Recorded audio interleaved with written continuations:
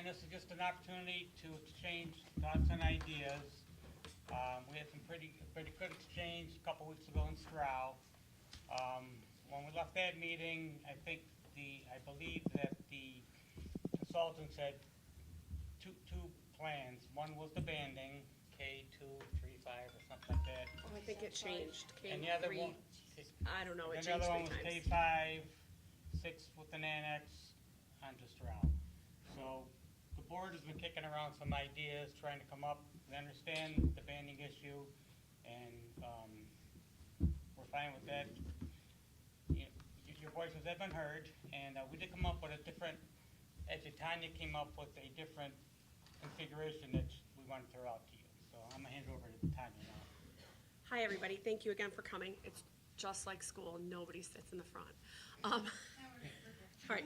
If you guys can't hear in the back, wave, because there's no speakers in this room the way there is in some of our other buildings or Tanya, other do you want to spaces. just let them know that we don't have? Oh, yeah. And when we do Q&A, we'll move a microphone out. The microphones are for the purpose of the stream, just in case anyone's wondering. Okay, so the board has really tried to work in reverse and go back to the initial list that prompted this. So again, dispelling the 3 biggest rumors right now is, 1, this is not just a Staley replacement. The topic came up 3 or 4 years ago. 2, this is the first time, and Mr. Haggerty can attest to this, having been on the board for over 20 years, is the first time since the high school was built, we're not making a decision that's driven by finance, right? We're not in a position that we're like, oh my gosh, we have to make cuts, we have to consolidate. Most of our reasons were community and instructionally driven. So I just want to go through the list. This is the list that came together. Our first goal was to improve student outcomes, including but not limited to literacy test scores and graduation rates. Obviously, there is a desire to reduce class sizes and have more direct instruction. Increase equity and diversity district-wide. Make every school in Rome a desirable destination for students and families. Align our instructional spaces with 21st century learning standards.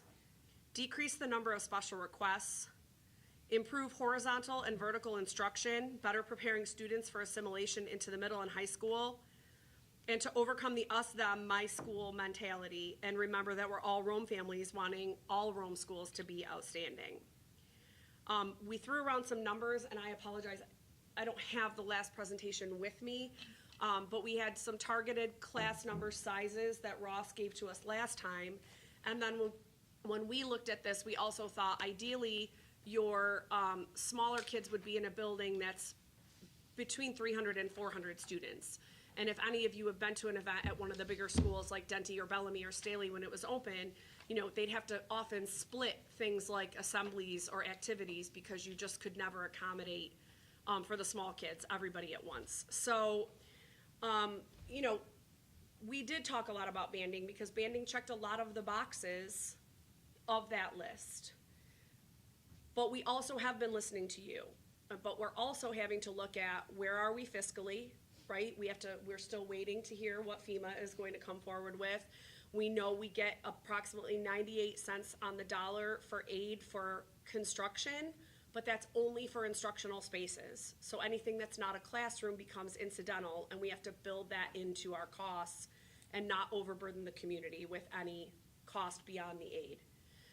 We have to look at the facilities that we currently have and all of the things that a lot of you have mentioned. Now, because we have not settled on a plan, we have not drilled down to things like transportation, where the lines would be. Those come after we've settled on a plan.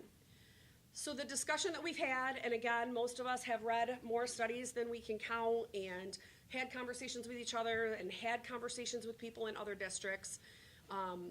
It's not anything we're taking lightly. So the discussion has come around to what we think might serve the district best at this point is to add another building at the stadium support site. Again, anyone who is a Roman knows that is not a new conversation.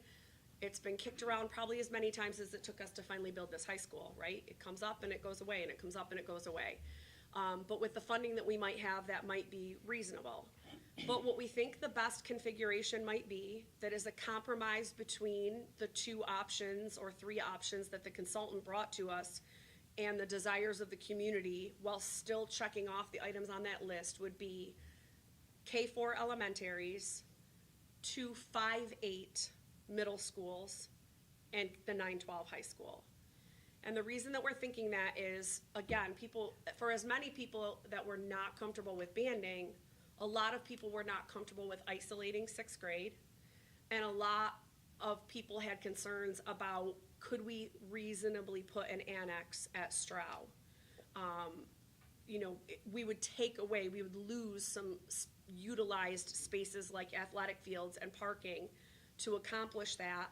And then it was brought forward by several of the middle school educators and the principal that even though we would want to share cafeteria and gymnasium, particularly the cafeteria, they have more than one gym, but we just don't know that the cafeteria could take another 400 kids. Keeping in mind that on average in the district, that is what we have, is about 400 kids per grade level.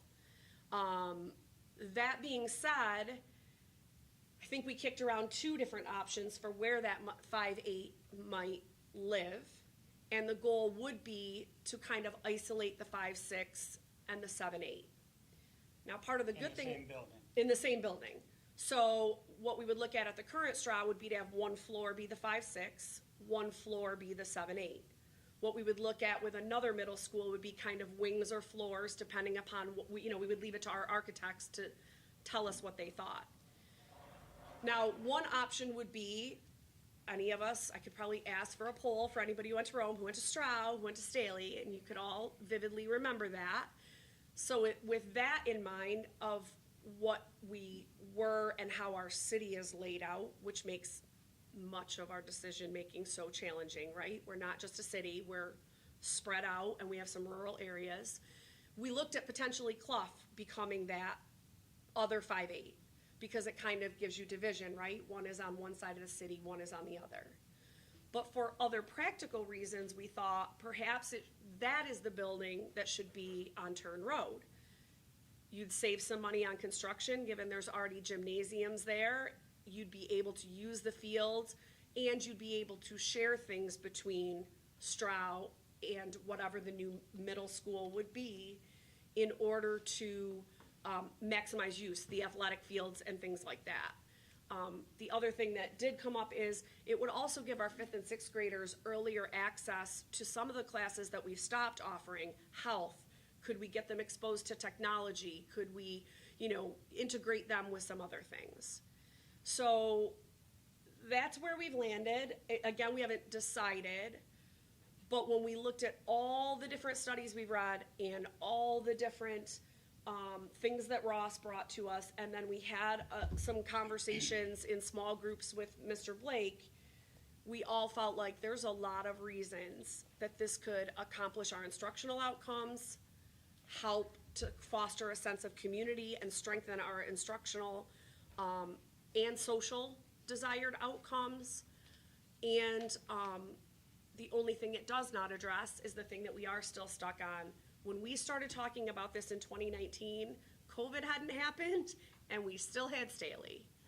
So now we do have a pressure, and I don't think any of us sitting at the table have any idea of what to do in the short term, and that does still need to be a conversation because some of our buildings are just taxed. We've not looked at how the lines would look for that. We've not seen any renderings from the architect or anything of that nature yet, but I think Peter has been talking with them about that this might be somewhere that we want to go. And again, so ideally, if you had that many elementary schools, your schools would range between 300 and 350 students, which is really optimal for K-4, right? It's going to give you guys that community feeling that people felt was so important, but it's also going to help those 5th and 6th grade students that are in that awkward do I, don't I belong, but it also keeps your transitions at the exact same number as we have now. And there is no one who can deny in the research that anyone has read, I think the two consistent things we've seen are no matter what, the middle school transition is the hardest just because of physiologically and emotionally where kids are.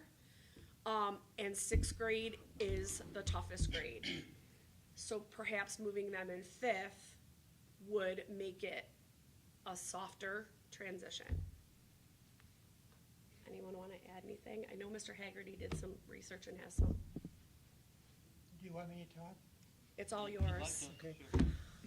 As Tanya said, we haven't agreed to anything, and I don't agree with what Tanya just said as with the options, so you'll know where I'm coming from the very beginning. But I would like, the one thing I was very interested in talking about tonight, and that I haven't heard in all of the other group meetings and commentary that we've gotten, is discussion of the two, what it boiled down to be our two major options, whether we were going to go with some sort of a K-5, K-6 configuration in X number of elementary schools, or were we going to consider this banding option, which would allow us, in my opinion, and what has been said, to utilize our 6 existing school buildings in a slightly different way and accomplish some things that are not necessarily possible with going with one of the other configurations. So I'll kind of start there, and I'll just kind of remind you a little bit about what we're trying to address. We have the longstanding concerns about our various elementary schools, the way they're configured, this equity issue. We all know that they're dramatically different in size, and therefore they have a lot of intrinsic differences in terms of the way they educate and the numbers of students they have and what they're able to provide to their students. I.e., a good example was we have elementary schools with huge gymnasiums, and we've got elementary schools with tiny little gymnasiums, okay? So there's for them. But I don't want to get into that detail. I'd like to stay back at the level of why I think banding is good. And I think banding offers a lot for our district. And I'll tell you why. And I wish we were having a debate tonight or more of a discussion of the pros and cons of banding versus other things. So I'll just talk to you why I think banding is good. As you all know, our 6 current elementary schools are not capable of accommodating our current student load, especially with the loss of Staley, which put another 500 students into that cohort, and they were already crowded in certain respects. So that's our number one objective, is I think for everybody, is to overcome that. And in particular, we'd really like to overcome it next September with the start of a new school year. But as you've already heard, that's going to be very difficult, but not impossible. I'm going to try to tell you tonight why I think it might be feasible using banding to accomplish something. Maybe it's not the whole story, but to make an improvement which will impact our educational process starting in next September. So let's back off and just talk about what is banding. And to be honest with you, I never heard of banding until our consultant put it in one of his early reports.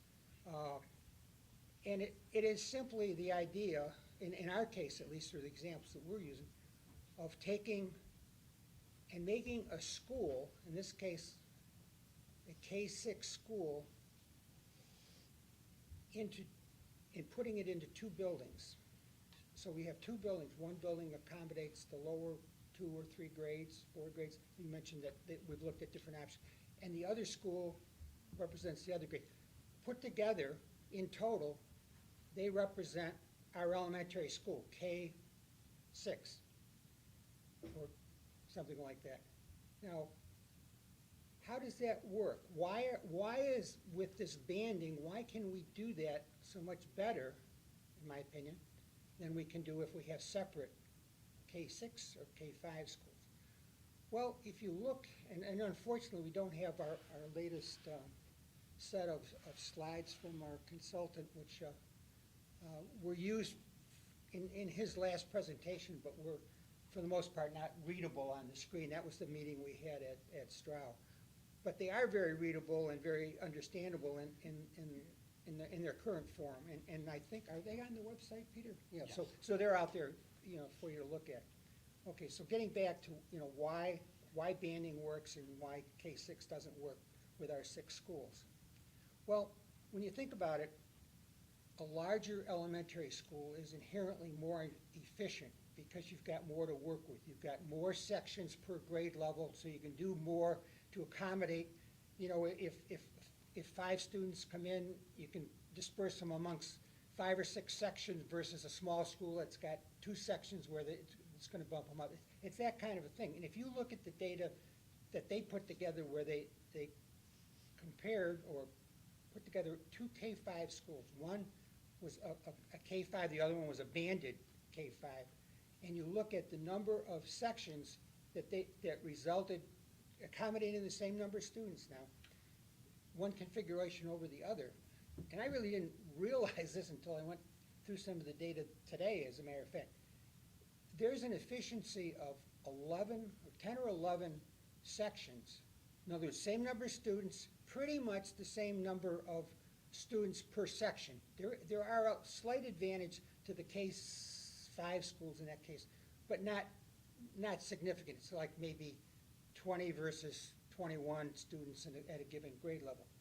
But the total number of sections in that banded configuration is, in total, is 100, or the one is 100 and the other one's 120. So it's 11. So what does that accomplish? Because people say, well, what do you accomplish with banding? Well, one of the things you accomplish is you gain space, or you become more efficient. So with those same 6 buildings, we now have 6 or fewer sections or 6 available classrooms to do some of the other things that we want to do, the specials and whatnot. And that was kind of amazing to me. I knew there was inherent efficiencies in doing that, just like there's inherent efficiencies in having a big school.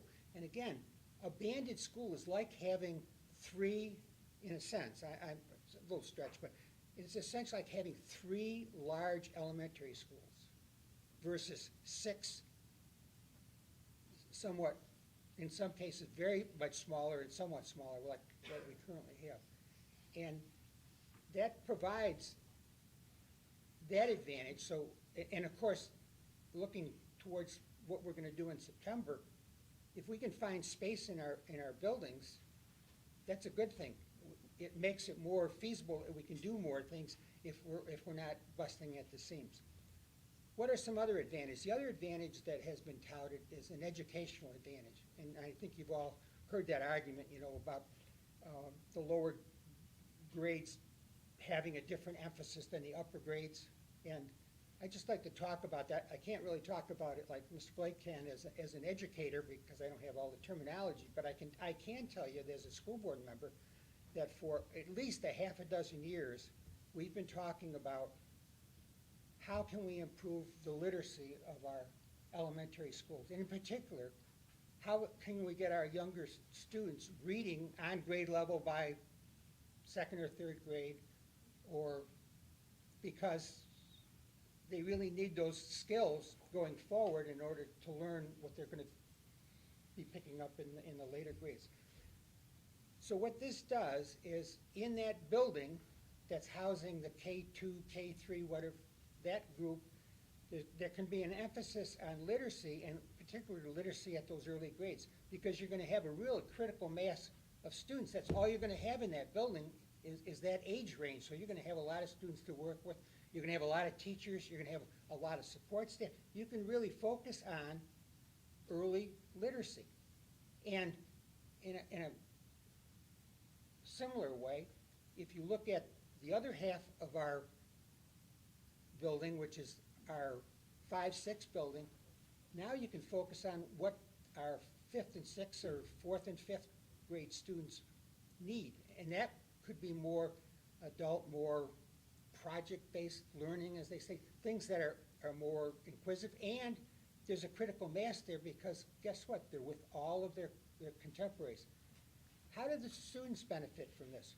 Well, if you're a student in a in one of our smaller elementary schools, which typically have 2 sections per grade level, and you've advanced through that school from K to 6, you've pretty much been in a cohort of, at the grade level of about, somewhere around maybe 40 students or something like that. And of course, at the 8th grade level, or 7th grade level, you make this big transition to our single middle school, which has 800 kids in it, right? And 400 of them are gonna be in your grade level. And that is a bit of a transition. If you were in this select group of your closest buddies in a Stokes or in a, maybe, what's our other smaller school? Joy, a little bit, Ridge, Cans. Gansevoort's actually a little bit bigger, but yeah, you get my point. So academically and economically, a banded school, which I described, has some advantages. Now it has some disadvantages, and I've heard people talk about disadvantages to having a banded school. And the ones I remember, and the ones I think I've heard over and over, is, well, it kind of breaks up, this family atmosphere of a K-6 school where if I have 2 elementary children or whatnot, they're in the same school at the same time, and I'm not running between buildings and whatnot. And that's true, but the difference here is rather than having 6 independent, somewhat independent elementary schools, you've got 6 buildings, and they're very much coupled in pairs. So you've got a coordinated effort between, I'll give you one example. Bellamy, which is across the way here, is going to be coupled with Ridge. They're going to be, which is a distance of probably 2 miles, maybe, something like that. And they're going to be working together. So maybe there's a way that we can work out our busing where a bus, because those 2 schools are going to have a common catchment area, can pick up kids and drop them at both schools in the same runs. I don't know if that's possible or not, but it's something we can look at. There's a number of things that you can do if you're a banded school, because you're not getting back to my original theme was 3 schools in 6 buildings. You're not isolated by yourself. What you do complements what your sister school is doing, because you're connected, and your students are connected because they're going to march through that. When they graduate from 2nd grade or whatever it is and move on to the other building, everybody goes with them. They're going to be in 4th grade or 5th grade, whatever it is, and guess what? They're going to look around, and it's going to be all the people that they just got done with in the other building. So it's not going to be as dramatic as making a change. So I don't want to take up your whole night here, but my point is, I think that there's a lot of merit in examining that, and I think it might be feasible to go forward with it. Now, is that the final answer? It could be, but maybe it isn't. Maybe it's an interim thing where we get over the hump in terms of what we're going to do next year and the year after before we finally get to the end objective. But it could help, and I think it has a lot of advantage. And I'd like to have you consider it, and I'd like to have people, if they're going to debate it on some of those points, the pros and cons of what I've tried to bring out. Now, obviously, I've probably skipped over some of the cons that people have brought up relative to the K-6 configuration. I know that separating children was one. I know that the distance, trying to have kids in 2 different buildings was one. But the buildings could, because they're part of this combined school, they could coordinate things so that they're not conflicting with one another. And so it might not be as bad as it currently is if you had kids in 2 different schools. Now, some people have said that they might have even more than 2 conflicts, and I thought about that a little bit, and I guess that is possible, because if you have a special needs student that's in a special class, that class may not be in that composite school. So so you could have, but I think we would work to try to make that not happen, and I think that's somewhat of a rare case.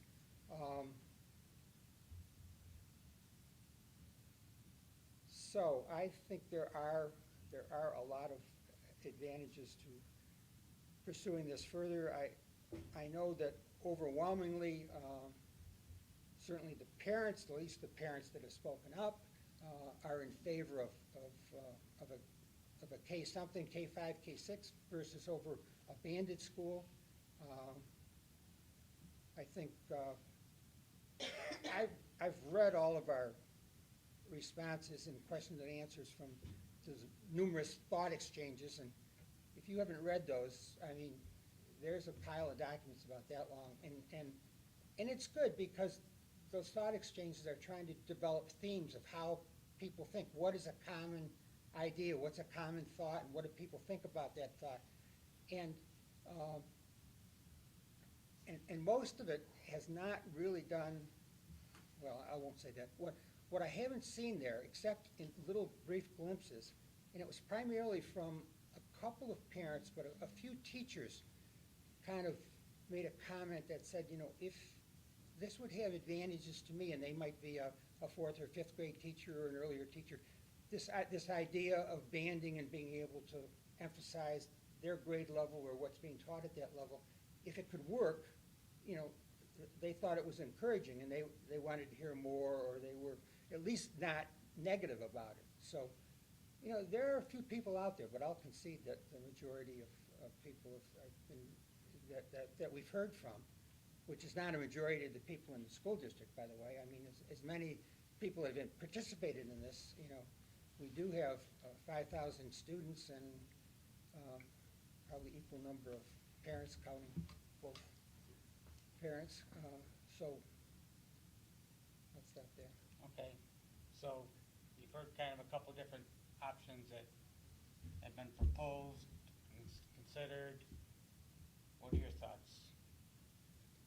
Carl, do you want to, can we put a mic here for questions? We just want to make sure that anybody asks a question that anyone who's streaming. It doesn't project, it's more for, No, we're just gonna, it's so that anyone listening at home can hear you. this is for YouTube, great. that's all. Yeah.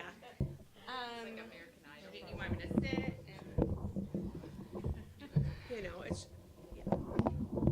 Thank you. Well, Paul, that is a lot of information. Sorry. That's okay. 20 years worth. And I appreciate it. I think I want to just collect my thoughts too. I have a few things, and I wish I brought my book like Emily. Overwhelmingly, I think it's easy to make decisions and to look at things when you don't have kids in school, and you're not going through it day by day. So I do appreciate you looking at and researching and going through all of it. And it is emotional. You know, when you have kids in elementary school and it's going to affect them tomorrow or the next day, it's tough. It's hard to hear about the banding. I hope that I don't have to hear about it again, to be honest. I want to make a good decision moving forward, and I don't want it to be in a week's time. So we went through the banding, and now it's been a week, and we've come up with another idea. I appreciate that idea. But I think we need more people's buy-in. Our teachers, our parents, we have to come together, not just you, but all of us together for the future, for our kids, for our grandkids, for our city. And that's what makes Rome so great, right? We could have all had careers somewhere else, but we came here because our parents are here and our grandparents are here, and we love our community, and I love my neighbors and the people down the street wherever I live. We know that it's going to be a tough thing. What's going to happen September? Nobody knows. I get that. I don't know if that's trailers on each school. I don't know. I know bigger cities do different things to get it there. I don't know what the answer is. I do know that when we talk about transition, I have a daughter who goes to Strauss. She's in 8th grade, and it's the best experience, I will tell you. They're in small little groups, and when people talk about transitioning to junior high school like we used to do when we went to Strauss and Staley, these two divisions, and they came and met at RFA, it's just not the case anymore. I mean, you have these little small groups of kids, they're basically in one hallway, and it's been a great experience. I think our teachers are amazing. No matter what conflicts we have day to day with little things, we have the best teachers in Rome, and we've experienced that. I don't know what the answer is, but I am willing to step up, and I'm sure many parents are, and teachers, to come together with a long-term solution that we can, work up to September or whatever. But it's hard to have it sound like it just was done in a week. And I know we said it's happened for years, but to us, and for me, it sounds like it's just quick things that are happening. I don't know what happened, with Staley at 5-6. I know I've heard from some board members and, really not any parents, but maybe teachers, that 5-6 didn't work at Staley when it was there. I heard from a lot of parents, though, and a lot of students, and some teachers, too, that it was a positive thing. No, maybe because it was at Staley, which we all know smelled, it was mold, it was like that for years.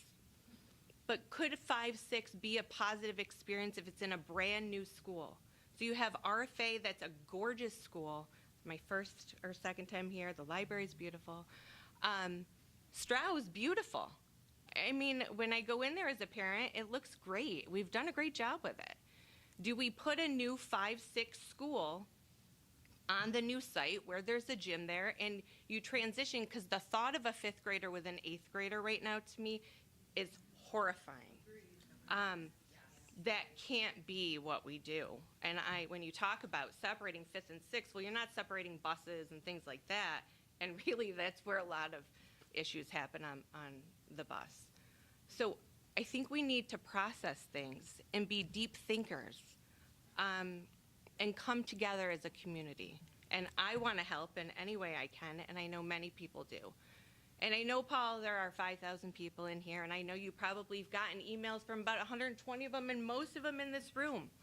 But it's our voices, and we want to be heard. And some people can't be here. They work nights. But we as a community and as parents have done a good job coming together and hearing what other people want. And I don't know about those 2 or 3 people you're talking about that may have liked banding or not, but I don't know any of them, Paul. But I do. I can tell you, but I won't. No, that's okay. I do appreciate our board and everything that you've done and the decisions that are being made. It's very difficult. But I think that's where, I think we need to look at other options. For me, when we talk about transitions, when you threw banding out, everything went through our heads. But if we can all take a deep breath, we know that yeah, it's not going to be perfect. You might come up with a solution that might not be great for my family personally. But for the greater good, we could, probably agree on some things. So, okay, the transition. Maybe it is the 5-6 at a new school. The busing's right there. They're next to each other. It's in the same vicinity. I don't know the answer because I don't have all the information.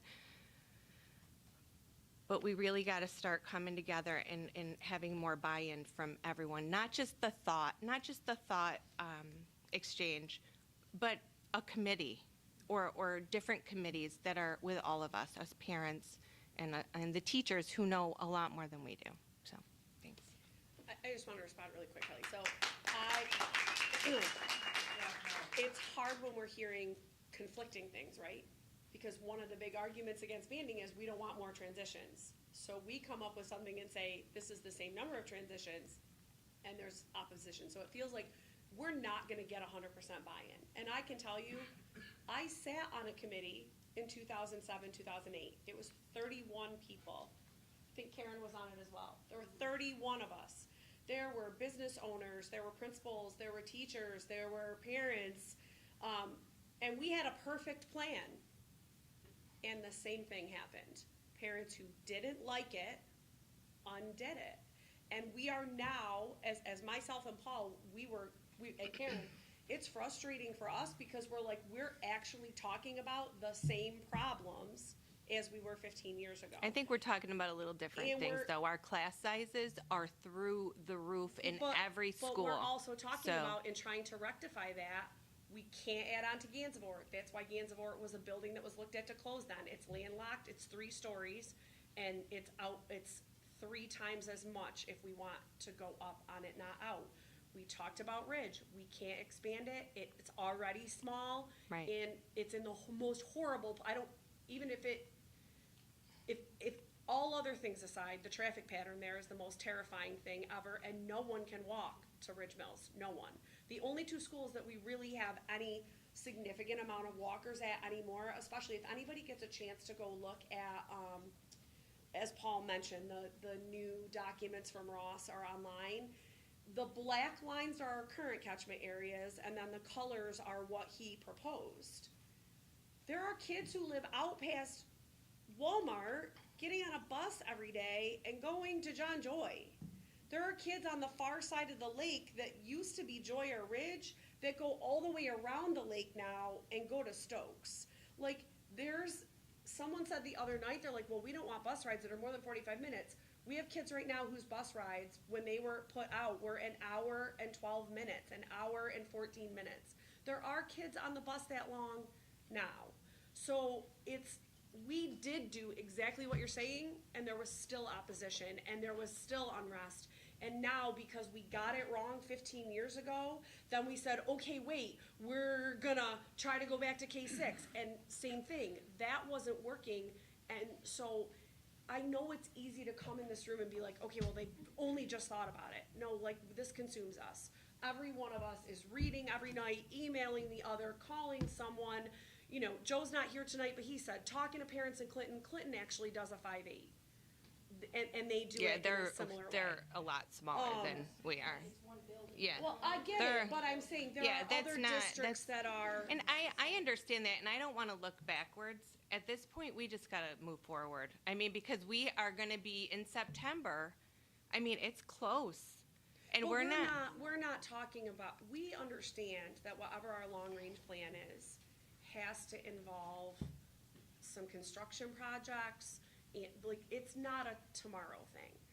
But we do have to do this, there is a caveat of, if there is something that we can do that aligns with that's what we don't wanna do, I think. I don't think we wanna make an incremental change in the fall that then bounces kids again because it's opposite of where the long-range plan is. Well, nobody. You know what I'm saying? So. No, but I do know what you're saying. We did not know we were gonna lose Staley, and as Paul Haggerty mentioned in our last meeting, it's only March now. We didn't know maybe it was gonna go swimmingly. Maybe in some buildings it is, but we know in some of our other buildings, it's a burden we just don't know that they can sustain for the next. When Staley was closed, everyone came together, and we have big class sizes. Our teachers are teaching many kids in their classes, and everyone moved everything around. And people understood what that meant because we had our community school closed, and people came together. I think if we put a great long-term plan together, you're going to have your community behind you, whatever steps there are to get there. And I think that's what we're looking for. We're looking for a clear long-term plan that we can all get behind. And maybe it's not all 5,000, but a majority of us. This is where we live. This is where my kids go to school. And it's really important for us to come together. So, thank you. Very good, thank you.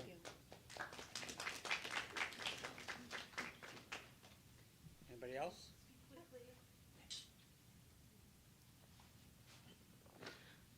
Okay, so I just have to say, You don't have to be. I don't have to be it. mic'd? Like, can I move back like We just want that? whoever's on YouTube. That- to that's hear Oh, yeah, it. for okay. YouTube. It's good enough? All right. Listen, don't get me going. We leave that to Della. I just, like, 2 things that I've just heard in dialogue. I don't know who mentioned it, but about the piles of articles and research. I mean, is this, like, hidden for a reason? Because I research all the time.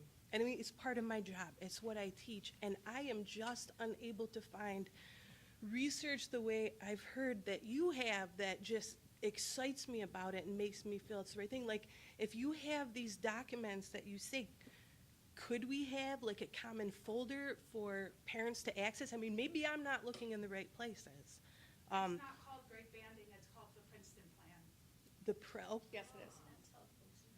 Oh, well, why hasn't that been mentioned? Is that like trademark I or something? actually We only didn't want found to. it called that this week. Oh. Even though I've read in other articles it existing, it actually was in the Kenai, Alaska plan that Joe shared.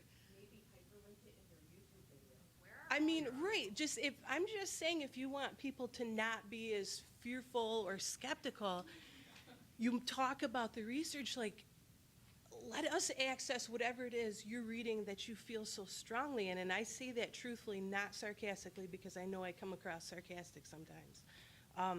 I've looked, and I would be more than happy. So now at least I know that it's called something different. That changes everything. Another thing I have to say is anytime somebody wants to make a comparison, like the proposition of the 5-8 building, when I hear things like Clinton does it, I laugh that off. We cannot ever compare what Clinton, New York does to what Rome, New York could do for myriad reasons, and I don't think I even need to list them. So that's not really a strong selling point for that, and I'm just reiterating that I think I have a 7th grader at Stroud. Truly, it's the most fantastic year, and his K through 6 experience was fantastic. That building, the way it's structured, the limited places he has to go, the fact that they do oh my God, what is it called? Teaming, yes. Fantastic, and I love that. At the same time, I think because he's having such a strong year educationally, it helps when there are things that are undesirable that go on in that building. I couldn't imagine having 5-8 in a building. There is such a great change in maturity. Just having the 6th graders in elementary, I can absolutely see how they've kind of outgrown it. And I get that. And I'm not saying 100% about maybe the 5-6 building again, but I'll tell you what, that seems like kind of a nice thought. So that's really all I have to say. So now I know that we call it grade banding, but it's called something else, and I'll search for that now.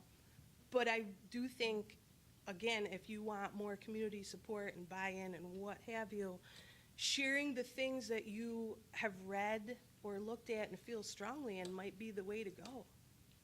So, You know, the thing that's motivating us, getting back to some of the comments made earlier, is really, we need more space, right? I mean, Agreed. You know, so that space could exist in our K-6 buildings. You know, if we took our 3 small buildings and added to them, you know, we could develop more space. And we freed up space by taking the 6th grade out of there, so that's some space, right? Right. That will help next year, right? hopefully. If we do that. Okay. But we're trying to create space, so whatever creates space. Now, as I mentioned early on, and one of the things that's touted for the banding is it can create space. It doesn't really create the space. What it does is it utilizes spaces that are there that you're not currently using. Okay. So, and Ross Haber said that, I think one of his very first presentations. I didn't understand really what he meant. We're looking for space, you know, when they Gotcha. analyze it. But, and that's certainly, there's more than one way to get there, but to create space, as, you know, Superintendent Blake and a lot of other people, it doesn't happen overnight, you know.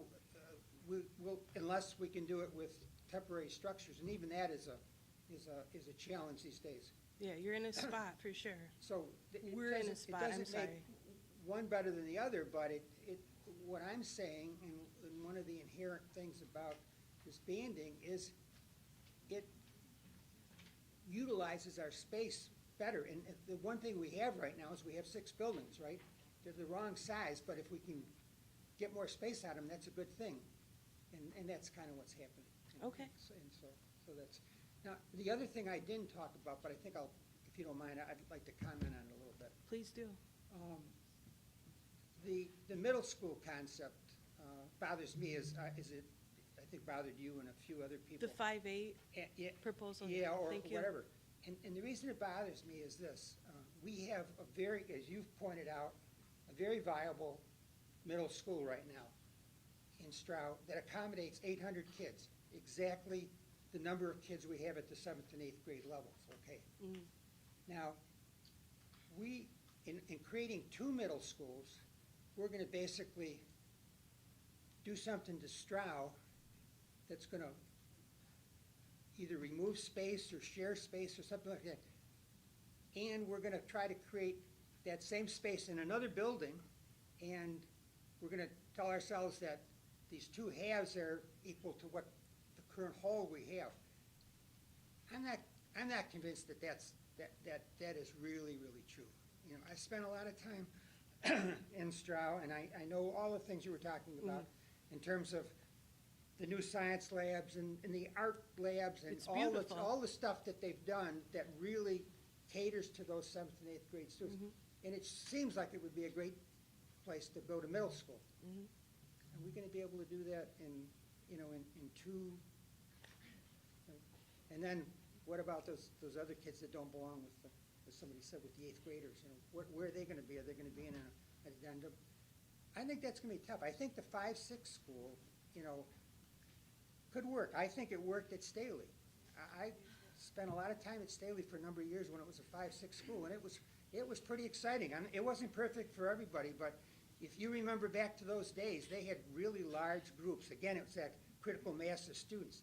They had a great music program. They were doing all kinds of things that you couldn't do in a normal elementary school because it's Agreed. too small. You don't have the resources. And they had they had tons of teachers in that to support it because they needed that. That's the idea. We're bringing the students and the faculty together. That's sort of what makes the early childhood thing work, and it may make the upper level work by getting more people. So how do we do that? We either increase, or we could eliminate a couple of our schools and make the other ones bigger. That would help too. You know, go to 4 elementary schools but make them bigger. That's sort of the direction we were at earlier when that Tanya talked about when we were talking about 4 middle schools back in the, but that was a K-4 configuration. So anyhow, good thoughts. And All right, you know, thank you so much. Excellent Thank you. responses.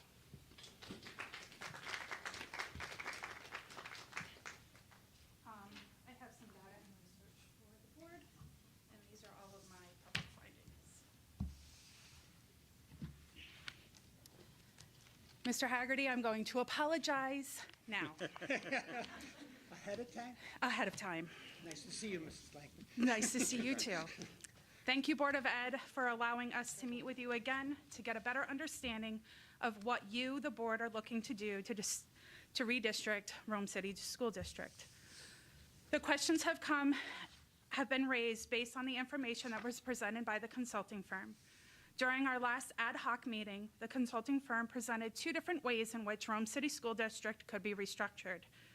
Throughout the process, we as parents in the community and even community members have noticed it seems as though some Board of Ed members are leaning towards what is being called grade banding. I would like to give you, the Board of Ed, some background regarding who I am, as some of you, for the exception of Mr. Haggerty, know who I am. I am a New Jersey native. I grew up on a dairy farm in Sussex, New Jersey until I was 15 years old. When my parents had to sell out due to the world of agriculture and the major changes that happened, we then moved and I completed my high school degree in a very small Christian school, K through 12. I'm a 2007 Rutgers Business School Newark graduate with a degree in finance, while working several part-time jobs and caring for my 2 parents with cancer. I am married to my husband, Matthew Langton, of 11 and a half years, have 4 girls, to which are in Rome City School District, and 2 that will start kindergarten in the fall of 2023. I'm invested in this school district until 2036.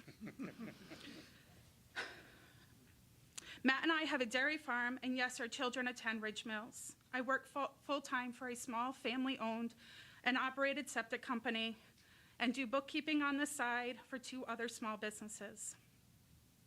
I would like the Board of Ed to know that I am not just doing this for my children, but for the entire children of all of Rome City School District.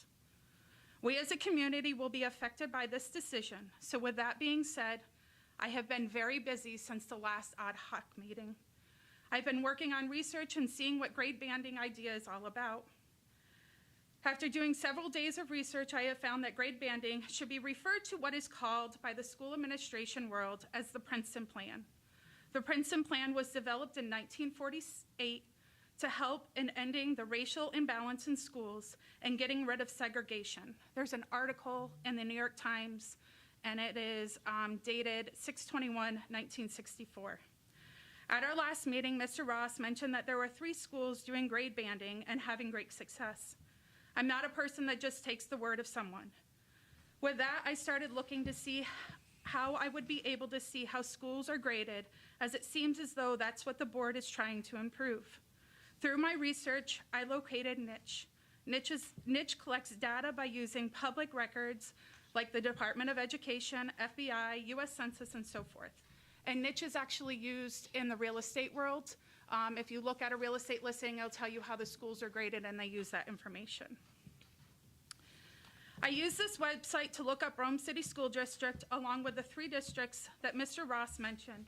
And just for reference, those 3 school districts were Rockaway Township School District, New Jersey, Warren Township School District, New Jersey, Burlington Township School District, New Jersey. Our stats according to Niche, and then compared to the school just as mentioned, that I just mentioned. We currently have 6 elementary schools, K through 6, and 1 pre-K building. Our student-to-teacher ratio is 15:1 to 11:1. Our school population ranges 526, which is, I can't remember off the top of my head, and 320, which is Stokes. Our Niche academic grade is a B- to a C. Now to go on to the 3 schools that Mr. Ross talked about. Rockaway Township School is located in the northwestern part of New Jersey, near New York City. They have 5 elementary schools, 4 which are K through 5, and 1 building which is pre-K through 5th. Their student-to-teacher ratio is 10:1 to 11:1. Their student population is 269 to 373, and their Niche academic grade is an A- to a B. Mr. Ross mentioned that they were doing school banding. They are not. Warren Township School District, located in central New Jersey, not far from where I lived after moving from Sussex. They have 4 elementary schools, 3 are 5 through K, 1 building pre-K through 5th. Their student-to-teacher ratio is 1 school 7:1 with a pre-K in it. There's the other schools and their ratio between 9:1 and 10:1. Their student population is 221 to 303, and their overall for all of their building is an A for academics. They are no longer doing school banding. Burlington Township District is the only district out of the 3 that Mr. Ross mentioned that is still doing grade banding. They're located in the southern part of New Jersey, near Philadelphia. They have 2 elementary schools. 1 is pre-K through 2nd, and the second is 3 through 5th. Their pre-K through 2nd grade has 796 students. Their 3 through 5th has 776 students. Their student-to-teacher ratio in all of their buildings is 11:1. They have no grade for their pre-K through 2nd, and they have a B- in their 3 through 5th. I took my research further. You may ask why I've used New Jersey data. Mr. Ross brought it up. I'm going to use it. And I thought that I would use schools in their home and also in their home area. I reached out to family and friends and asked if anyone had experienced grade banding or the Princeton Plan, as it's known. I heard from a retired teacher who taught at South Brunswick School District in New Jersey for 24 years. She said that her school district did grade banding for several years. However, after several years of trying grade banding, they went back to what we'll call traditional K through 5th. My question was why, and her response was this. It was presented that moving of all of the students from building to building was not good. The students did not feel connected to their school, their teachers, anything. I don't have the data from South Brunswick on their Niche during that time, but I do now. They currently have 2 K through 5 and 4 buildings that are pre-K through 5th. Their student-to-teacher ratio is 16:1 to 12:1. Their student population is 345 to 632. Their academic niche grade is an A+ to an A-. This school is very diverse, and it is spread out into a small neighborhoods to more populated and very diverse in the people that live in that community. I actually grew one school district over, and many of my friends actually went to South Brunswick High School. With further research, I started looking for articles to see where other schools were doing grade banding. I found an article from 2017, and it's 53 pages long, and it was research done for the Town of Morris School District. Went to grade banding. From the information that I found on Niche, it shows that they have 8 schools. One of those schools is K through 5 with an A+ rating. It's the only community school that they have with 306 students to a 10:1. When looking at the other 6 schools that are doing grade banding, they have a grade of a B+ to a B with a split between a 10:1 to an 11:1 student-to-teacher ratio. And they have approximately 287 to 319 students. There is one school that is for pre-K, but it also has a 3rd and 4th in that building as well. The Century Foundation wrote an article remedying school segregation and referenced the Morris School District. On page 31 of 53, the article states, in 2015, Niche awarded the best public high school to Morris School District. My finding on Niche I could not see anywhere that they have been awarded in recent years. They are now ranked 56 out of 246 in New Jersey. I have reached out to the Morris School District to ask them some questions and have not heard back. But when I do, I will share this information to the public and to the Board of Ed. I was also wanting to investigate how banding could affect bullying in our schools. Education's Week article on October 6, 2016, speaks of a Syracuse University professor, Amy Ellen Schwartz, stated that schools with fewer grades below the top dog, it is proven that more cases of bullying, fights, gang activity, and whether or not students feel welcome and are known in schools. It talks about how older children, AKA the top dog, and younger children, AKA the bottom dog, in the building. It shows that students move through the building, K through 5th or K through 6th, that students play a role as leaders in the building and are less likely to have bullying. With this little bit of time that I've had to research, and I know the time limits that present me, that what I have found, I'm seeing a common pattern in school banding. I could give more examples of schools that are doing banding, but I'm not. I raised the question with the Board of Ed. What if after 5 years we don't see success?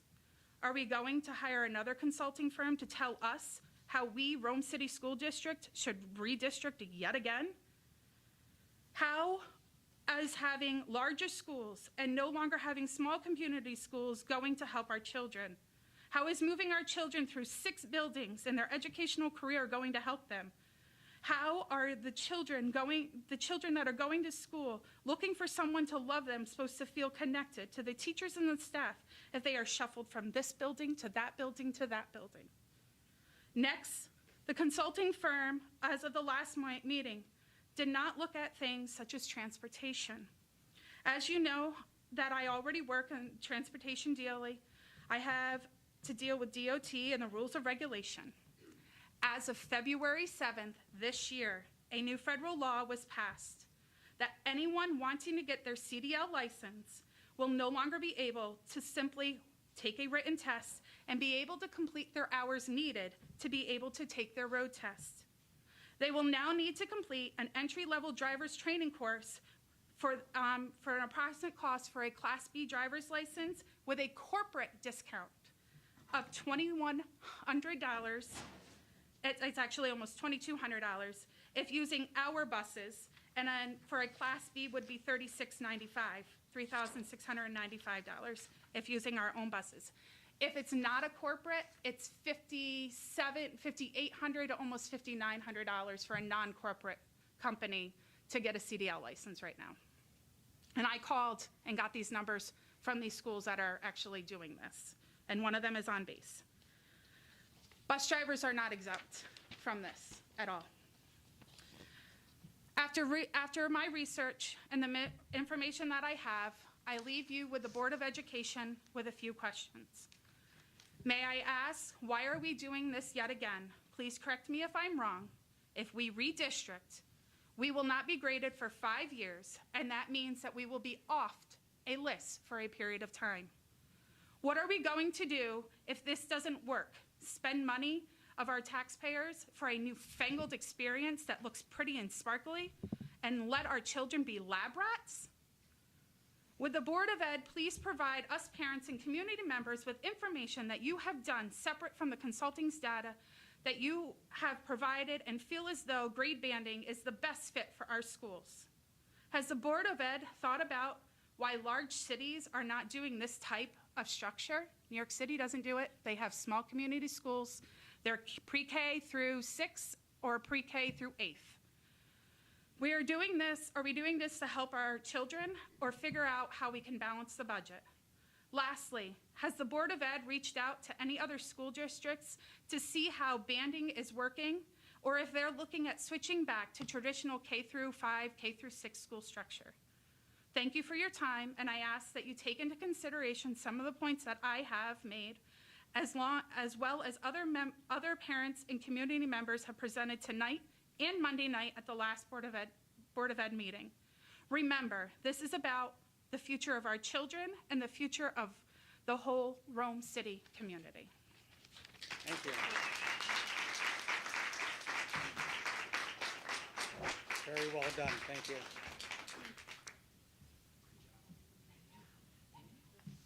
I mean, again, just so you know, we haven't made a decision on banding, and I think it's probably the minority of us that are for it, so. All right. Well, calling a spade a spade. Good evening. My name is Derek Lovesey, and I'm a father of 5 students here in the district. Hopefully everybody can hear me back here. I'm speaking tonight in favor of the neighborhood schools, one of the proposals that we have. I'm also speaking with the experience of nearly 2 decades of public school teaching. So I've kind of been in and around this, environment for a while, so I kind of understand a little bit of the things you're talking about. First, I want to commend you for allowing us to come here and speak, sometimes candidly, about some of the ways that we feel about this. And I also want to say to you that I commend you for kind of thinking outside the box, not just, the same old, solutions. So it is refreshing to see maybe some innovative ways, even though I am against the, so-called banding. And I also have to say that I kind of empathize with you having to try to kind of navigate through the myriad of complexities that come along with trying to, in a sense, kind of upend everything that we've known about primary schools for thousands of students for years to come. So this is a Herculean task, so I do understand that. I also know that in education, I've also been presented a lot of times with great solutions that are looking for a problem. There's a lot of times you get something nice and shiny, and you see it and you're like, wow, this really does kind of hit this one tip of the iceberg. But the full body of it is really kind of untouched, if you understand. One of the issues that I see that I think that some of the parents bring up is what I call the continuity of care for our students. We focus a lot on the classroom, we focus a lot on the grades, which is important, we understand that. But so much of the stability that students get in school comes from the auxiliary aspects of school: principal, therapist, counselor, nurse, librarian. These are the folks that the kids are going to see for 6 or 7 straight years, even after they leave that kindergarten teacher or that first grade teacher. These are the familiar faces that are going to understand them, understand where they're coming from, understand a lot of their educational issues, understand their families. These are the people that I believe make up a larger part of the educational experience for these kids. And I'll give you a personal example. My daughter works with a Miss Meese over at Ridge Mills. Miss Meese is fabulous. She's a fantastic person. For my daughter to work with that speech therapy and to start to understand, to trust, to confide, to work on goals, to not only that, to kind of set strategies for kind of long-term goals, it wasn't easy. It wasn't easy for her to get that. But now she has that trust. For us to say, well, and let me backtrack for that second.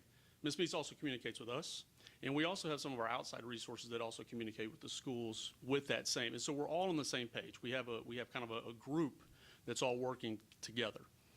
My fear is that at the age of 7 or 8, to disrupt that, to take her away from that, to put her into another school with just maybe an equally as great, if not better, counselor or therapist or something like that, but it's having to relearn.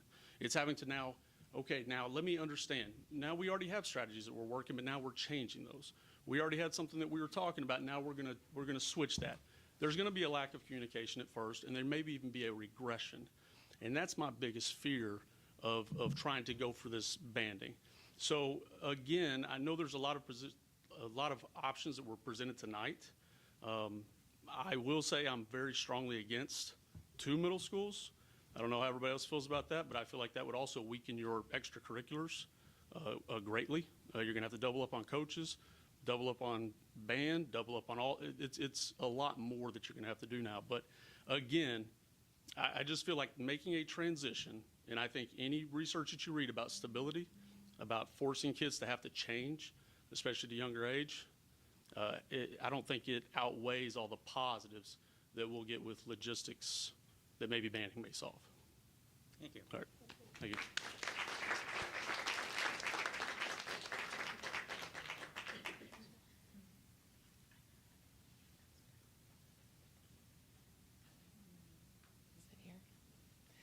Hi, my name's Kelly Reese. I am a reading teacher at Denty Elementary, and I also have 3 children that are in our schools.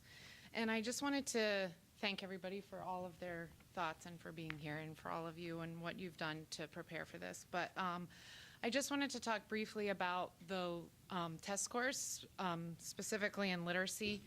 I did some homework and I looked at a lot of the test scores, and if you go on to the New York State Ed site, they will break it down in any way that you want it to. And if you look, it even breaks it down to like social and economic status and non-social economic or kids that are not socially disadvantaged and students that are. And if you look at that every time, the students that are not at a disadvantage always score higher. It didn't matter where they were, they just always score higher. So when we look at banding or not banding, I just don't see how that is going to solve the problem for these test scores. I have been teaching for 15 years, and I've gone to a lot of literacy conferences. I've gone to a lot of professional development on poverty and how it affects literacy. And I've taken a lot of classes on how to improve literacy, which will ultimately improve their test scores. And every time I go to those, the biggest factor is literacy at home. And one of the biggest factors in literacy at home is their social and economic status. And some of the stats that I found are,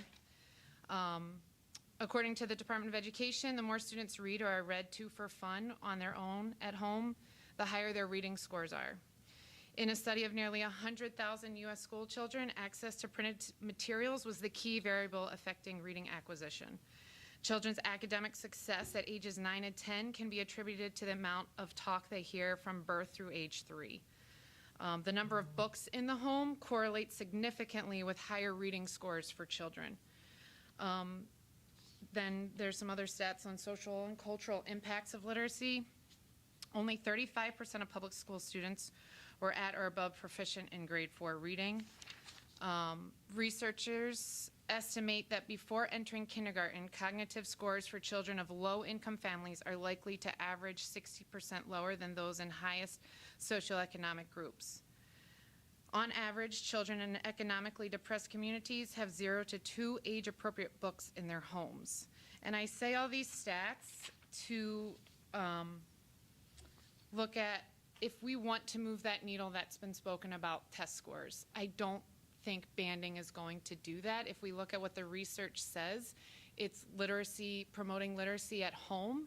And I have had a lot of experience in promoting literacy in the schools. I mean, it's Read Across America Week now, and you can see in these small community schools that teachers are doing that. And I think if we take the community schools away. Just one example that I keep thinking of is if you do a literacy night and you have one and your child is in three different, or you have a child in three different schools, how are you going to get to all of those? You have three different things you have to go to. Just one example. I just think that if our goal is to move those test scores, that we really need to look at what the research says about improving test scores. And I didn't see anything about making a larger school for these children to do that.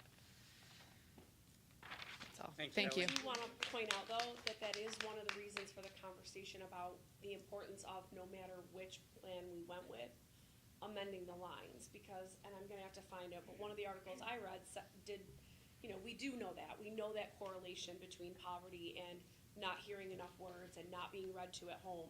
But when you have an overabundance of those students in one school, now two equal teachers, right?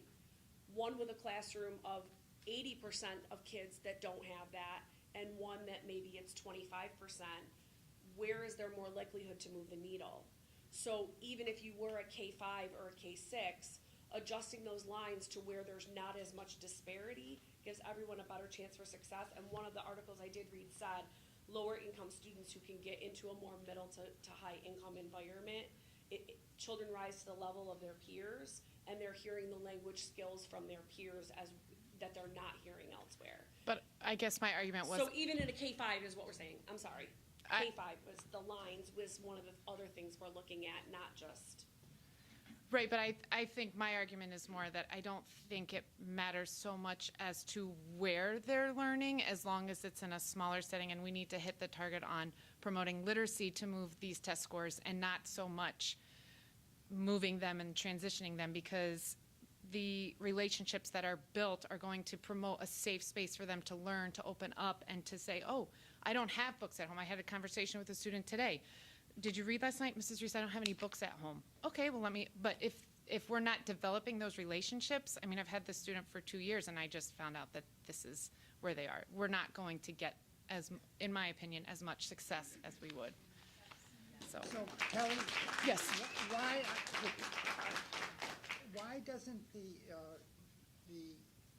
putting the literacy into, the lower, the K through 3 schools, why doesn't that do that? Why doesn't it put more emphasis?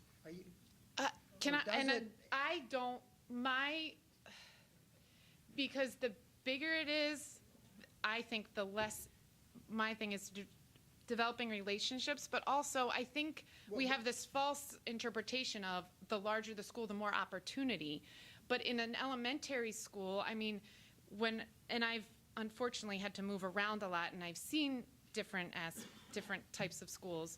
The relationships that you build, not just with your students, but also with the teachers. Sometimes when you have too many, there's too many voices, and it's hard to create, like we've done literacy nights at Denty, and it is a larger school. We have 610 students now, but I don't know what it was before. But I think if you put all of your elementary schools in there, in one, you're not going to, you lose that relationship to promote more. Like, the students might be more afraid to come because they feel like they're not being seen or heard, or it doesn't matter if I don't go.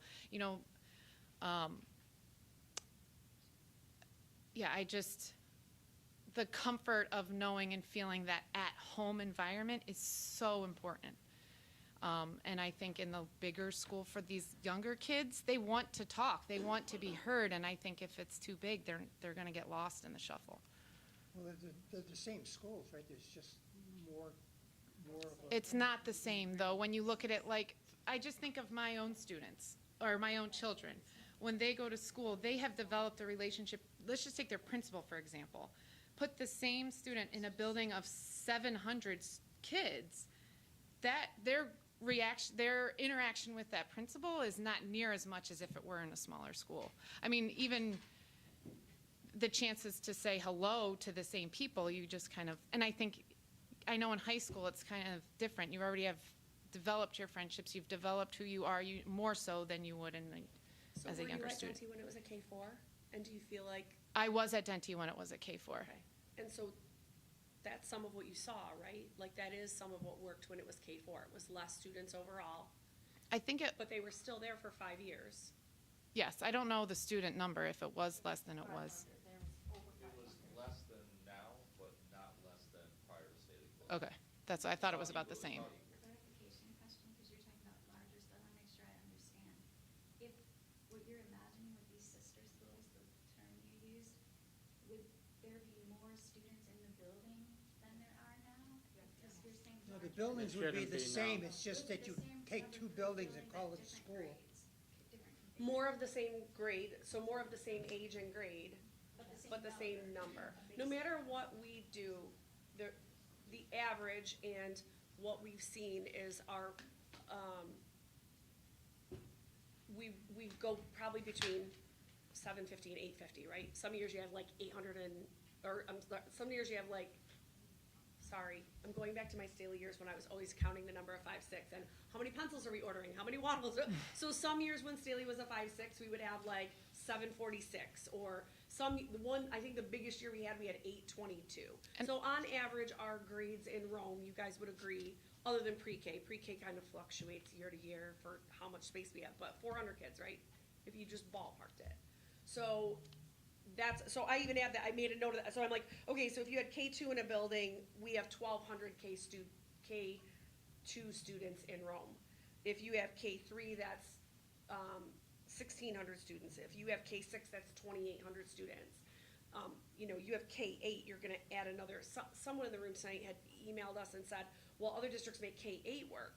Okay, but then that turns around, and to the people who said, well, I don't want a 5th grader with an 8th grader, now you get kindergartners. Like, it feels like everything is gonna have some little caveat. But I just wanted to get from you personally, because you can relate to K4 versus, so K4 is 5 years, and K5 is 6 years. But then what we heard when we said K5 was, well, then what are you doing with 6, and why are you isolating them? And that we heard, to be honest with you, Kelly, mostly from the teachers. It was the teachers who gave us the most feedback and said, 6 is such a difficult year, we don't know if 6 is the right year to isolate or bump. So I definitely hear what, we read and see most of the same things, and Mr. Brewer is, and Karen will say she's the chair of ed programs. He's amazing at giving us all of that. Yeah, I mean, data I for all loved your hearing that we assessments want to broken down. address the test scores. I think that's super important, but I think the battle isn't necessarily in the teaching part. I think, and I've seen firsthand what the teachers do to promote literacy and the effort and the time they put into it. I think it's more we need to reach the community, and if we get rid of community schools, I'm afraid we're going to lose that even more. No, and we're hearing from the middle school, like, the biggest struggle in the middle school right now is our 7th and 8th graders cannot read their And science COVID and put social a studies texts. totally, I They're mean, really- our 2nd and 3rd graders need extra hands on deck, if I can say that. Well, and that was one of the thoughts to Mr. Haggerty's point of banding is, if you're concentrating all of that, you'd have more AIS providers, more social emotional for those grades in one building. And again, I Yeah, totally we can go validate your different points, but on that, but yeah. Thank you. Thanks, Kelly. thank you.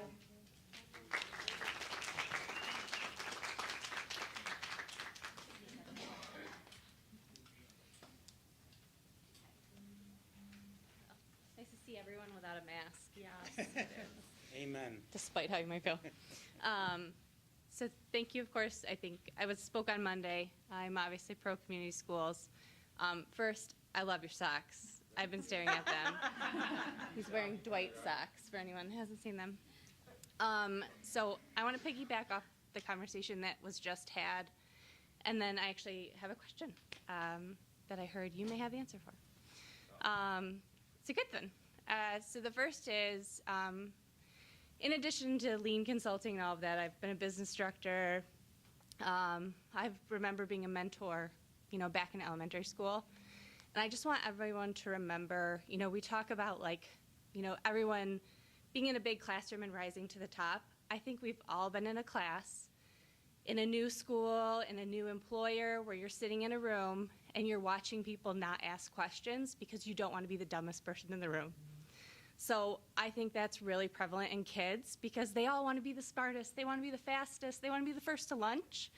So while I understand your perspective and the idea that everyone rises to the top, I know myself, who I'm pretty outgoing. I'm not shy by any means. I even have those hesitations as a 35-year-old adult in a new job, raising my hand and being like, where do we find that document again? And that's like a simple question to a team. So, you know, we're talking about little tiny humans, and I get your perspective, but I think we need to be kind of back on that realistic plane of people don't want to ask questions and like feel embarrassed. And those are the prime years where, you know, you kind of hide your head because you don't know the answer. So that's my comment for that one.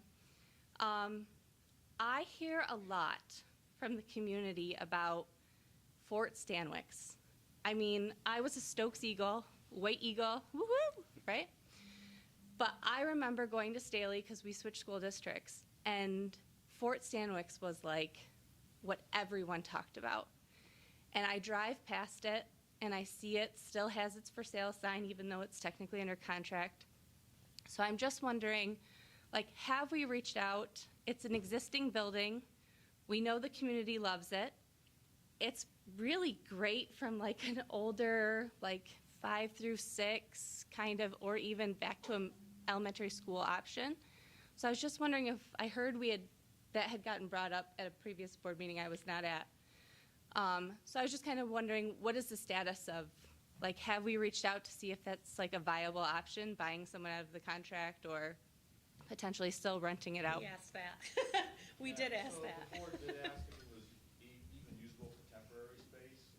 It's not usable for permanent space. It hasn't been usable for permanent space because SED will not fund a renovation there. It's so far out of code. So it is not an allowed instructional building, period. Okay. Since we left the building a few years ago, the district, knowing that it was going for sale, we took all of our technology out. We've done minor repairs. The board did inquire about that. We did inquire about, with SED, if we could get aid to bring that building back to swing space code, if you will, to relieve some pressure for a year. It's something that is not on the docket. We have discussed other options. In full disclosure, I mentioned to the board that the district could look at alternative sites out of district for students for a temporary basis to relieve some pressure, but that is not something that they support, and so we have not really gone down that road. And I mean, as you all know, there are no other large spaces inside of Rome that we can use in the short term to relieve some of that pressure. Stanwix would have been the only option, unless by some miracle the Catholic diocese decide they're not having any school anymore, and the old high school becomes available again, and we can lease that from them. That would allow us to at least relieve some pressure temporarily until whatever the final plan is can work its way through SED. But Stanwix, unfortunately, is not an option. Okay. And just Awesome. back to the little history, so again, the plan with the huge committee that they spent 14 months on and then changed was, the recommendation at that time was to close Gansevoort and Ridge Mills first, again, due to their size and difficulty to expand. And then to build a new building at the Turn Road, the old high school site, and when that was done, close Fort, because both Fort Stanwix and Gansevoort are the last 2 buildings in the district that were built in the 20s, and they're the only ones that are multi-floor. Right. At that time, that board had said, try to find 1-story buildings for elementaries with property to expand. So Bellamy's on a huge chunk of land, Denty has a lot of room, Clough had a lot of room, so those were the buildings, Stokes and Joy, obviously. So that was the discussion. So remember, some of those other buildings that we're using now were built in the 50s or early 60s when the base was here and the community had grown so much.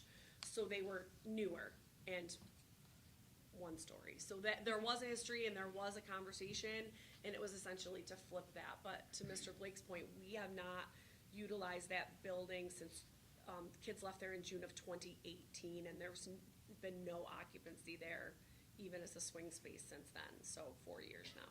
Yeah, no, that's great. Just, I hear a lot about it, and it's hard to kind of like dig through like the history of the committees and decisions, so. So Mr. Haggerty has the proximity study that was done, again, not a consultant in the same way as Ross, but what they looked at was, They had a software, it was kind of primitive, right? It was like 2007, 2008, so it wasn't like fancy like what we see now. Technology moves like this. But it literally would put a map dot everywhere there was a student. And then you could overlay those map dots in different colors. Like, do those children, any of you have registered a child for kindergarten? No, right? Like, you put if their siblings at home. So it showed that. It showed how many kids got free and reduced lunch, if you want to look at that. It looked at IEPs, like busing, which kids took a bus, which didn't. So lots of different factors. And the two reasons that Fort Stanwix was so beloved is no matter how you lay Rome out, we do have new housing coming now, but the last really new housing was like Brookside, right? And that was when I was a little kid, when I was at Stokes. So that's been there a long time, and we really haven't seen any huge new influx. So Fort Stanwix is situated where the most density of houses on blocks is. And the other reason is it was a school with low, middle, and high. And so it succeeded because it had diversity. So, and it had a ton of walkers at the time. Now, not as many of us let our kids walk anymore, even from my kids are I'm on the back end. I'm about to be done. But I would have let my kids walk far more readily 18 years ago when my daughter started kindergarten than I would probably if my kids were little today. But at that time, Fort Stanwix had 2 buses. So Okay. almost every kid in that area walked to school. So those are just some of the reasons and why people miss it. Right. Okay. Thank you so much. Thank you. Thank you.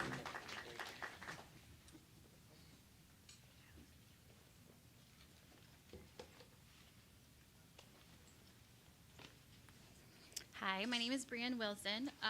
The board has heard from me numerous times, so here's my face.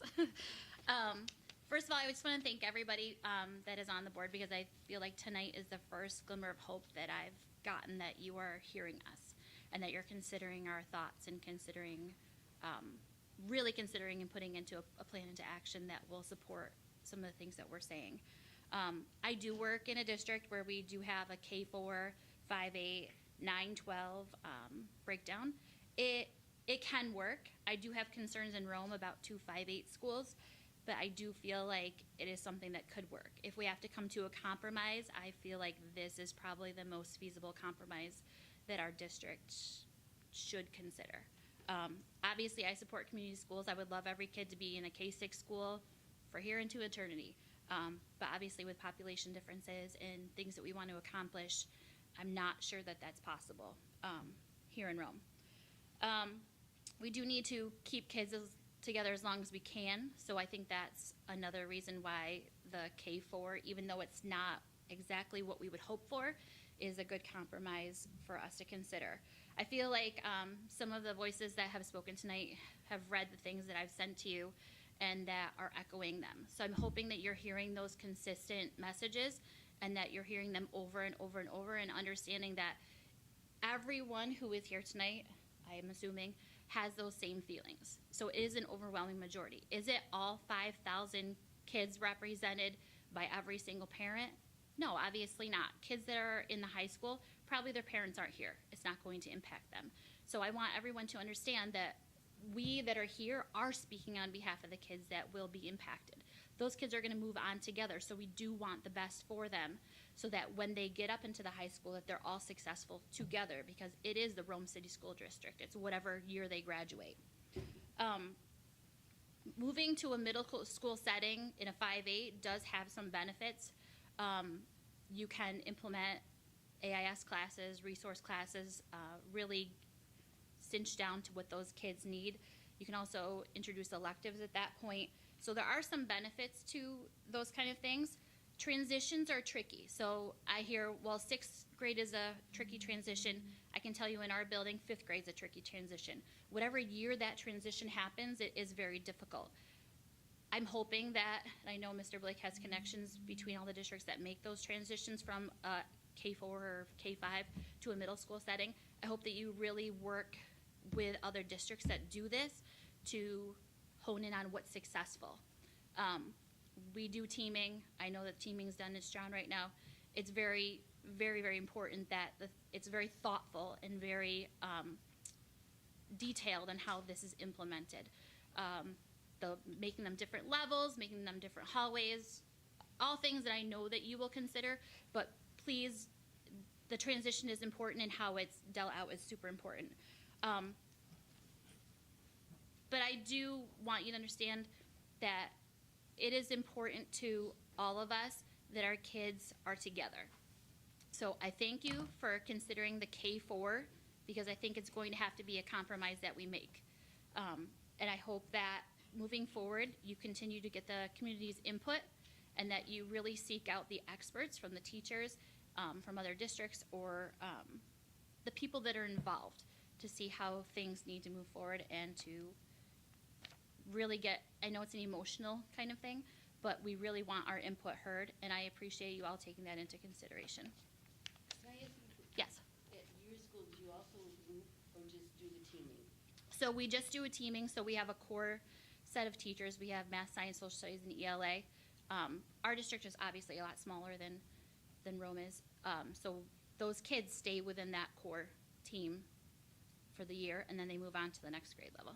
I don't know if everybody knows what looping is. I'm not trying to, down talk anybody. Mhm. So if you haven't been through Stroud, the kids, say if the 7th grade kids come in, they have their team group of teachers, but they stay with that same team of teachers to 8th grade. That's looping. So I haven't spoken yet, but I guess this is a good time with any. So I appreciate your thought. I thank you for saying that, because we have been listening.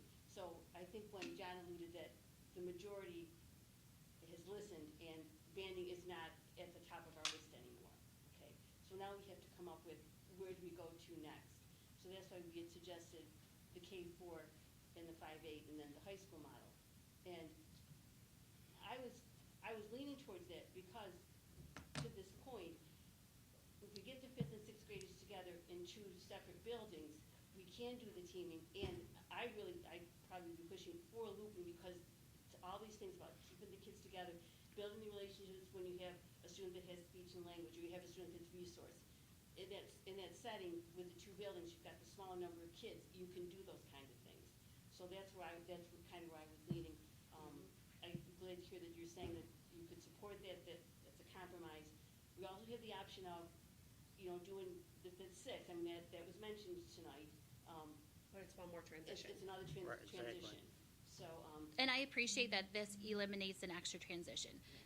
Just speaking from experience, when our kids move from the elementary school to the middle school, not due to anybody's fault, but so much knowledge, and kind of as Mr. Levisay spoke, you lose so much knowledge and you lose so much progress and you lose so much forward momentum when they make that transition. So the less transitions, the better. I think this does eliminate a transition. It's not exactly what we want, but the transition was my real couldn't get over that. That was my real fight for this is not gonna, the banding's not gonna work. So eliminating a transition, is it the grouping that I want? No, like I said, I love K-6 and then they're all together forever, but if we can't make it We had the work. space, wouldn't be a problem. Exactly. We all have our pie in the sky wish. Anna Right. and Karen would love it if every student in America had an IEP, because every child is different. Yeah. I would love it if every school in America had co-taught classrooms across the board, because it's the most dynamic learning experience. My son was put in as a peer leader and then found to have a learning disability that was missed until he was in 6th grade. But the dynamics in a co-taught classroom, it's magic, right? Absolutely. So there's no one solution that we're going to come to that's going to make everyone happy. For all the people that are asking about studies, Mr. Blake said it to us. He's like, it's 2022 and the internet is out there. You can probably find something to support any position that you have, right? But it's weeding through I'm sorry, I forgot your first name. Sarah. What Sarah pointed out is what's truly gonna move the needle, okay? What's gonna get our kids to the place they need to be? And one of the other articles I read had said, whatever you do, make sure your kids love being in school. And when I read that, I'm like, that's it, right? Because. And that's a community school. It is to a degree, but some of our schools are not providing. Some of our buildings are not providing that environment for students. I would disagree with that because I feel like all of our teachers, all of our buildings do a really good job of promoting the community and making everyone feel welcome and making everyone feel I don't included. disagree with that. Our buildings and our principals and our teachers are top notch. But I think because you have a couple of 600 plus buildings or, that the same things that you guys are pointing out can get lost. And that is one of the other reasons I think that when we looked at K-4, we're like, oh my gosh, 350 kids, like you can actually do one assembly. You can actually have one event and see that grouping. So, but the same is said, then at the middle, looking at a 5-8, 2 800 student buildings is far more manageable than one 1,600 or one 1,200 if we were 6-8. So it is all gonna be compromises. So I have to agree with Dr. Fontana. I appreciate hearing that. Karen, do you have anything else to say? I know you kind of got, we got think distracted. Did anybody so. have a question? I think I said everything. I Okay. don't speak much. So when But I she do- knows a ton. Yeah. Okay. Thanks, Fran.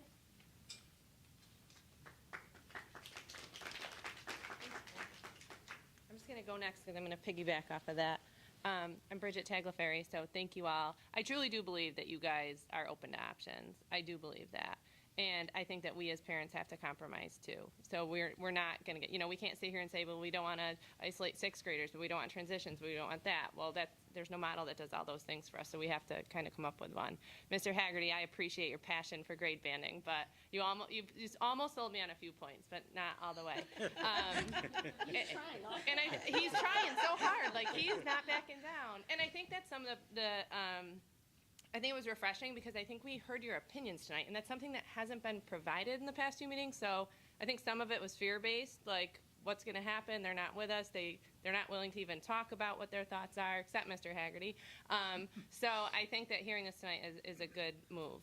I do think, again, and I'm glad to hear that, I'm thinking that the banding's a little bit off the table at a low grade level. I don't think that's a good idea. I don't think that transition at a second grade or third grade is going to work for the majority of the kids in this district. And I appreciate, the points you've made about when Ms. Reese was talking about, but wouldn't it make sense, like, couldn't we put more concentrated resources in there?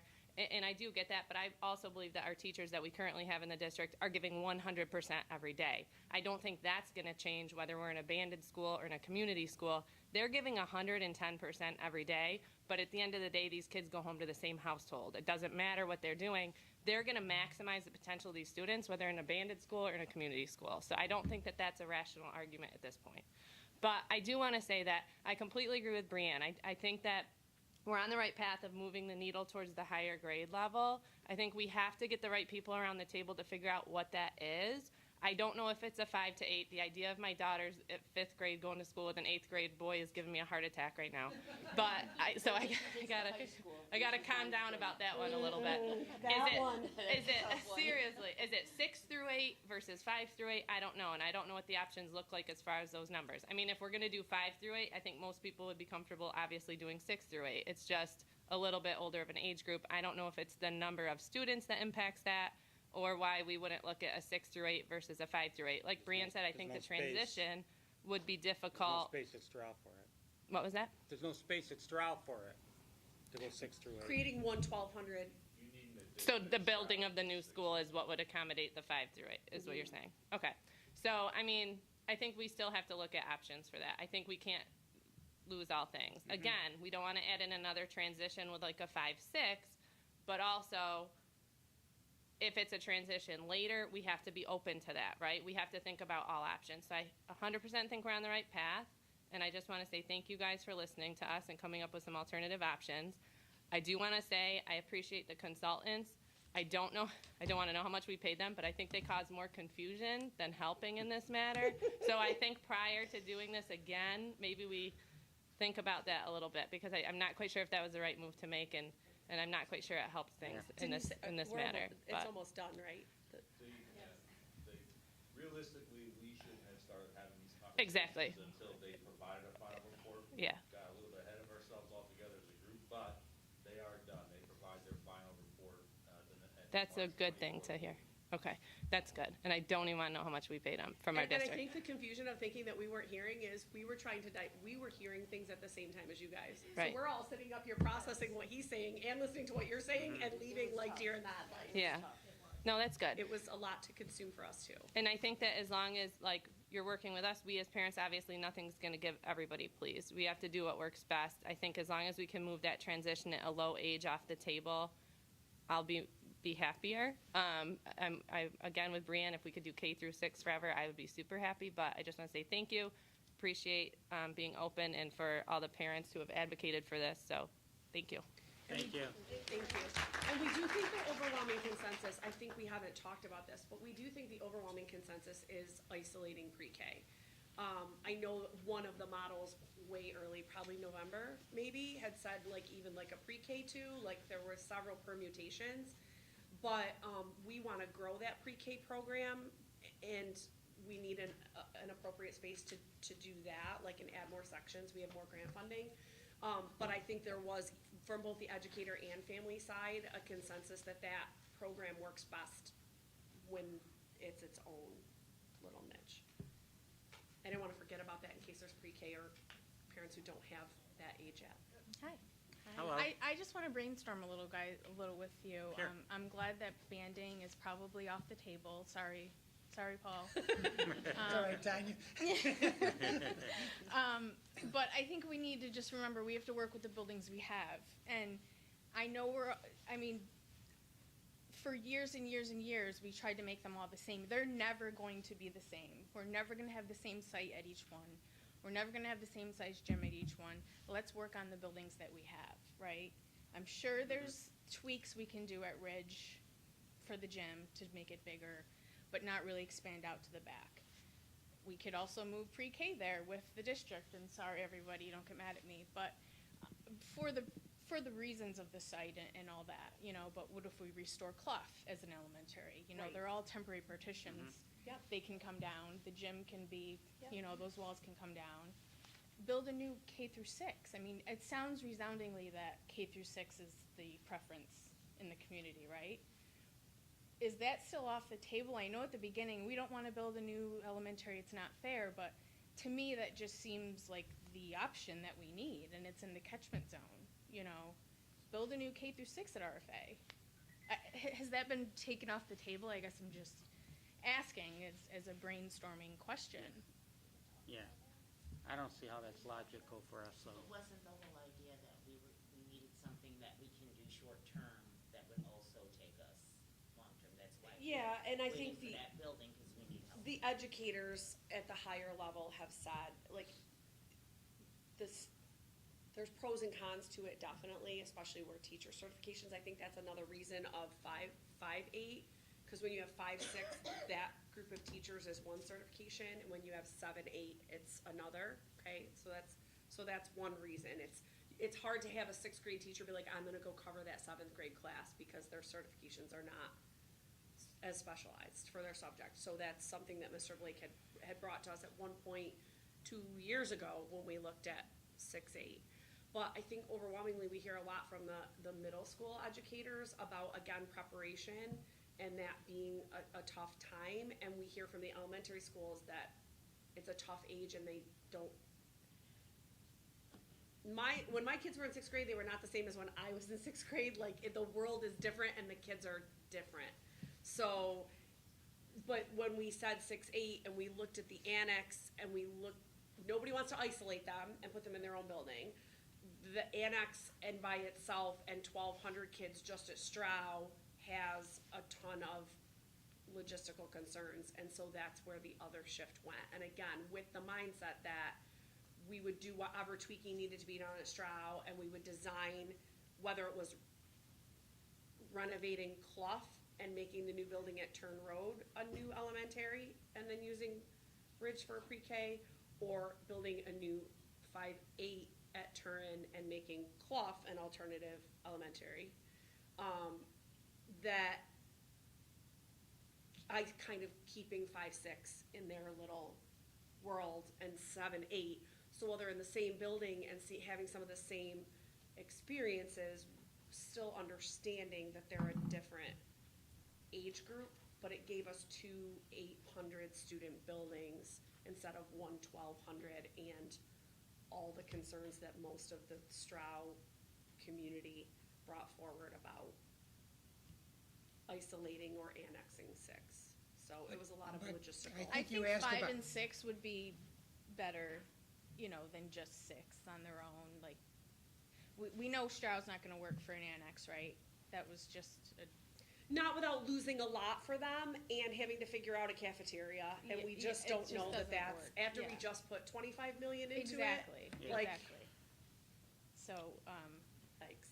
But getting back to your original comment, I don't know if we skipped over there or not. yeah, I don't think it was the- answered really, but, If we did a K-6, we would essentially be replacing Staley, right? Right. That's where we came. in So- a catchment zone that's Yeah. needed, and then So- restore cost. So we would have another K-6 building, which would make a total of 7 buildings. Mhm. And that's kind of the thing that I think that the district wrestles with a little bit, is when you got these dramatically different sized buildings, but have the same grade structure, they are different. You know,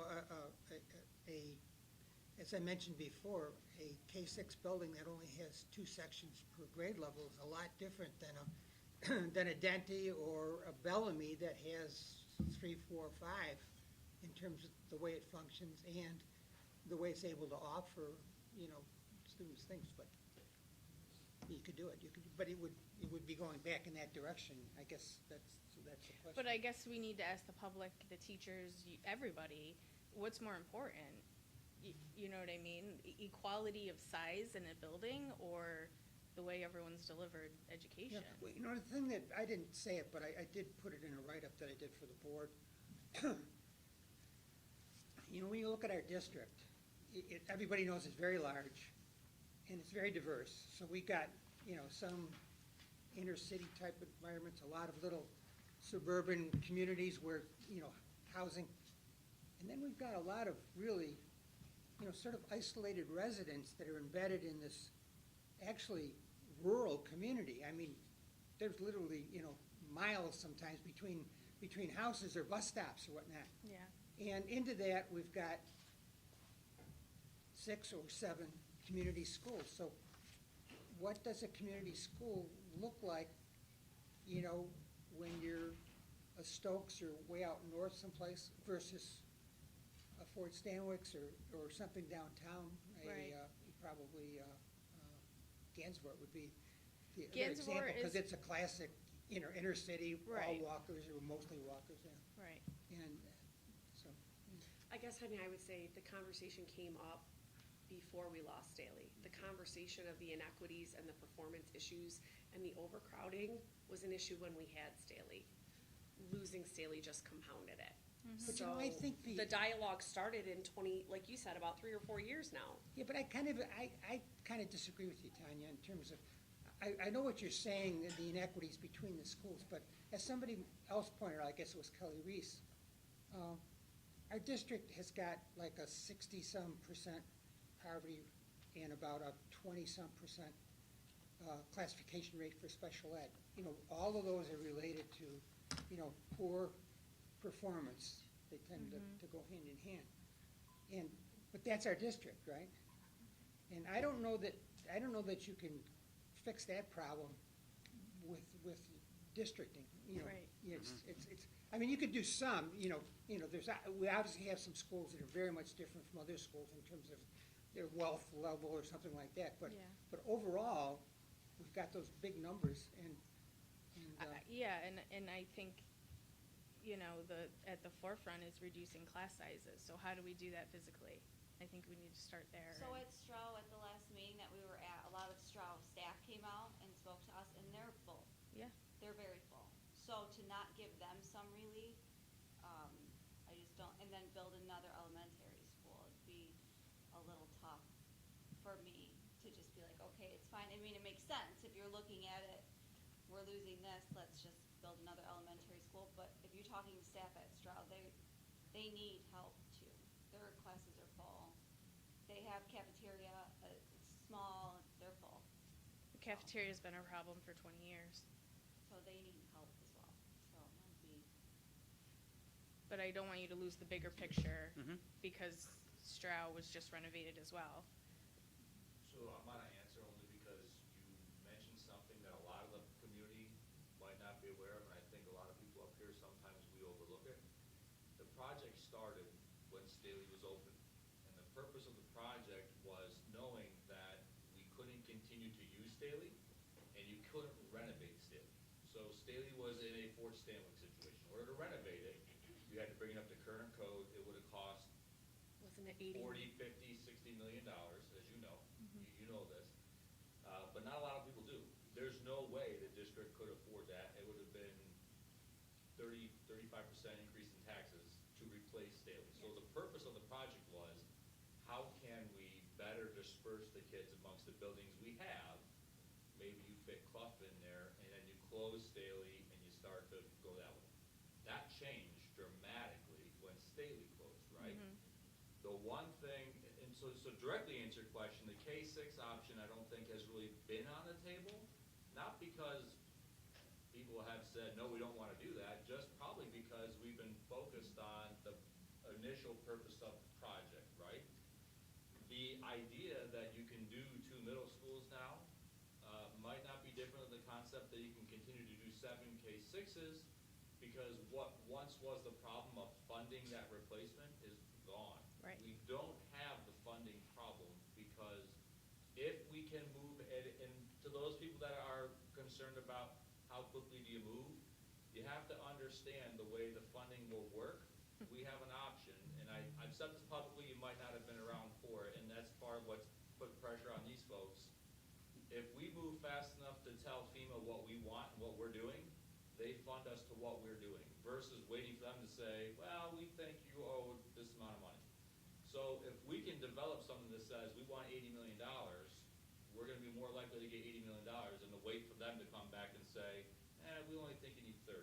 And then we gotta start arguing over $50 million. So yes, it does feel like it's moving at an extreme pace, but that's because if we don't do that, you're prolonging a situation that should be complete in 3 to 4 years into maybe 5 to 7 years, and that's what we're trying to avoid. But to directly answer your question, K-6 has not really been discussed. I don't want to say it's because I don't think anybody thinks it's a bad option. I just think it's because we've been looking at a lot of different options, that wasn't one of them, and I can't speak for them. K-6 has benefits. It has, they all have benefits and negatives, right? The difference really would boil down to, if you were to do a K-6 and rebuild a elementary school, you need to build 2 elementary schools, really, because you have to do something about the environment that the current rich students are in. The building cannot be renovated. It can be renovated, but it can't be expanded. The property can't sustain more weight, right? So you can get a facelift, like you point out, little other things. You can't fix the traffic. Yeah.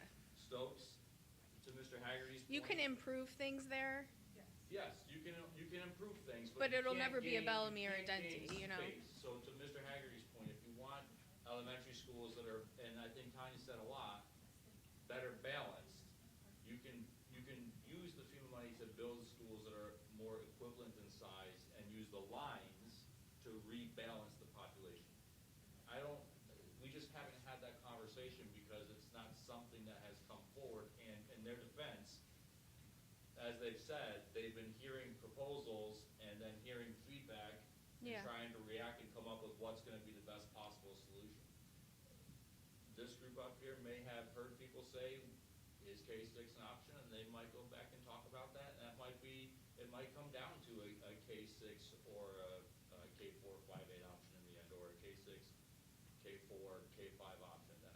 I guarantee you they're going to talk about it when they leave the meeting tonight, because that's been my experience, that's pretty much what they do 24/7 between meetings, is they hear you all and they discuss about what is the best way, knowing that they probably don't have a good option. But it has not been discussed simply because I think, right, wrong, or indifferent, it may have been overlooked, to be completely honest. Well, we're trying to look for other solutions, and maybe we figure out that maybe other solutions will work, or we just go back to what we know will work. I don't know the answer, and I thank you for spending all the time on it, but I think we need to look at the buildings we have too, and and concede a little bit that they're all never gonna be the same.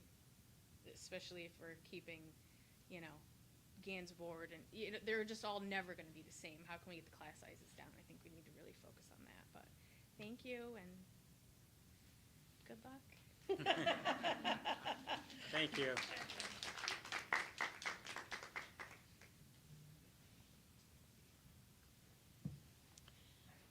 Hi, my name is Mary Sharp. I realize that, you know, the banding is probably not everybody's cup of tea, and I'm not for it. I just heard about it 2 or 3 weeks ago from a coworker of mine who posted it on Facebook. I have a son that will be starting kindergarten in the fall. I am very concerned as somebody who moved to Rome in 1992. I started 3rd grade at Denty. I loved it. I did great. You would think the transition from a different part of the state to Rome, New York would have been a big, hard year. No. I moved from Denty to Fort Stanwix zoning, and that was a very hard transition from 3rd grade and 4th grade for me. I think that there is consistency with at least K through 5. I had a whole thing written, but obviously banding isn't happening. My biggest concern, well, it's not happening. Sorry, you know. Sorry. Maybe it could happen, we could call it something else. Well, no. I mean, I understand you're joking, but I'm I really not also- joking, because when Sarah was talking, I was Well, it is tempted to notorious. remind her that there are some K-3 schools out there that aren't bandit schools, they're just schools that were built because of the size and the grade level. And I get that, but Think as it's one a of Liverpool's. taxpayer, I'm sorry, it should be off the table to even do K through 2nd or K through 3rd and switch them. It's wrong. Okay. And not for nothing, I'm a taxpayer here. I went to school from 92. I graduated in 2002. Back then, this was an issue with classroom sizes. When they were building this school, they were like, oh, 9th through 12th. This was supposed to help the overpopulation, putting the 9th graders in the new RFA. Well, look at where we sit in 2022. The same issues. Overcrowding, classroom sizes. Where do we fall on the grade ratings? Nothing's changed. We said it back in the early 2000s. We need to replace our elementary schools. If it's one at a time. This is what we need to do. Instead of spending our taxpayer money and throwing it into old, outdated schools. I mean, how many times are we going to remodel Stroud? How many times are we going to do that? How many other times are we going to remodel Joy? I mean, I'm not saying these schools didn't need remodeling, but at what point do we say enough is enough and say, okay, we got rid of Fort Stanwix. Yes, you cannot use that building. Why didn't we find ways to get funding to tear it down and add on that land? I mean, we've had 20 plus years to plan for this. Is it going to take another 20, 30 years for my son to have to sit in a meeting like this and say, hey, these schools that were built in the 40s, 50s, 60s, 70s, and 80s, they're outdated. What is the overall likelihood to sit here and say, hey, let's work on replacing these schools, even if it's one at a time? If it takes one school in, 5, 10 years for us to get funding, because I know how long it takes to get funding for these things. It's not something that happens overnight. So why don't we start working on that part in the meantime of fixing the immediate need? I can't answer for you, but I think the SCD is not gonna let you just tear down a building and start another one until that building's deemed irreplaceable. Really, if you think about it, can't just do that. you're sitting in one of the only brand-new builds in the entire state of New York, because the way the New York State Education Department works is they do not support new schools in New York State. It's not a local Then give thing, us the it's a state thing. information to tell us on how to go and fight that. provide that information to us. 700 school districts would love that answer. There are 700 school And districts in New that's where York. we need to get that information as the school districts, and we go fight it. The Give us difficulty is that they information. also only fund, and Mr. Blake can explain this, instructional spaces. So a hallway, an office, even a restroom is considered incidental. The variables of it are very, very tricky. It's a whole, it's a college To course. sit here and say How we we're just gonna understand it, continue but to remodel schools, That's what you do in the field of school design, is remodel what you have. It's how New York State operates. It's, unless you wanna put it all, your But options that's are the this. They are problem. funded by SCD and they will not just So throw us give me money the to build contact info, schools. how do I find this information, so that way we can get people to go? You know, you gotta think about the fact that all the building and the modifications that we've done have been really highly aided, in excess of 90%, I think it's like 98% now. 98% were aided in this district. We do things, we can afford to do things because we're aided. We can't afford to do them. But yet, we can't give some people that have IEPs the services they need. Well, there's a difference between constructing schools and educational. But we have support. money, right? But they're No, no. They, basically is how it was explained to me when I first got into it in '04, '05, when we closed Lake Delta and did Staley, okay? You get one bucket that's Delta closed capital project money, and you get one bucket that's program money, and you can't ever dip in one Oh, I bucket to know go that. into I'm the well other. aware of So that. if we go to the state and say, we wanna do X project, and they Tanya? approve the project, and they approve that funding, then we can do a project. If we don't ask for that money, another district asks for it, and the money goes there. So the state reserves a certain percentage of aid And- for bricks and mortar, and a certain percentage for programming. So if we say, we're gonna put 2 classrooms on Bellamy, we're not saying we're taking that money out of what would be hiring more teachers or buying more textbooks, or, it's not the same money. I know that. I do know that. My mother worked for the school district for 27 years. I am very well aware of that. What I'm saying is, how do we, as tax-paying citizens of this school district, get the information to go to the people that makes the decisions on why a new building cannot be built, other than, That's a question for Mr. Blake. You're gonna have to go to your elected officials. It's law. It's in the statute, the commissioner of education and/or your elected officials. okay, that's great that's great to know, because I don't know that. And, I mean, Another way to look at it is you can do anything you want if you're willing to pay for it. you also get people that can But we donate. can't afford the construction, so. In New York State, you can't accept a donation unless the donation covers 100% of the cost of the project. So if you're gonna build a school, you would need a $40 million donation, or donations totaling $40 million. You can't. And that's a you New can't York State say- thing. We have to figure out a way to change the way things are currently going. I know it sounds ridiculous. I know, you can laugh all you It's not want. ridiculous, it's just that, there's a long history here of, this has And I been in get our that. favor, believe it or not. I mean, one of the advantages of being a poor district, with high needs, is that that's what drives that 98%, I can tell you, as somebody from this district who was not considered poor, but was middle class and had special needs herself, and my brother did, I absolutely hate the fact that we referred to ourselves as the poor district with high needs. I do. I know it's a statistic, but I think it's horrible. It's degrading to some folks. And it's not funny to laugh about it either. Who's laughing? A couple of comments were made earlier on about how this is, and chuckling from a few people up here. So, On this board? yeah. What? There was a couple of times that it was referenced that this is a poorer community, and a couple of snickers. Now, it might have been they were sidebarring, but the way it comes off. sorry that's your perception. It's also, make sure your mics are off during, when you're done, so people on YouTube don't. Are there many more? It's 8 o'clock and we do value everyone's comments.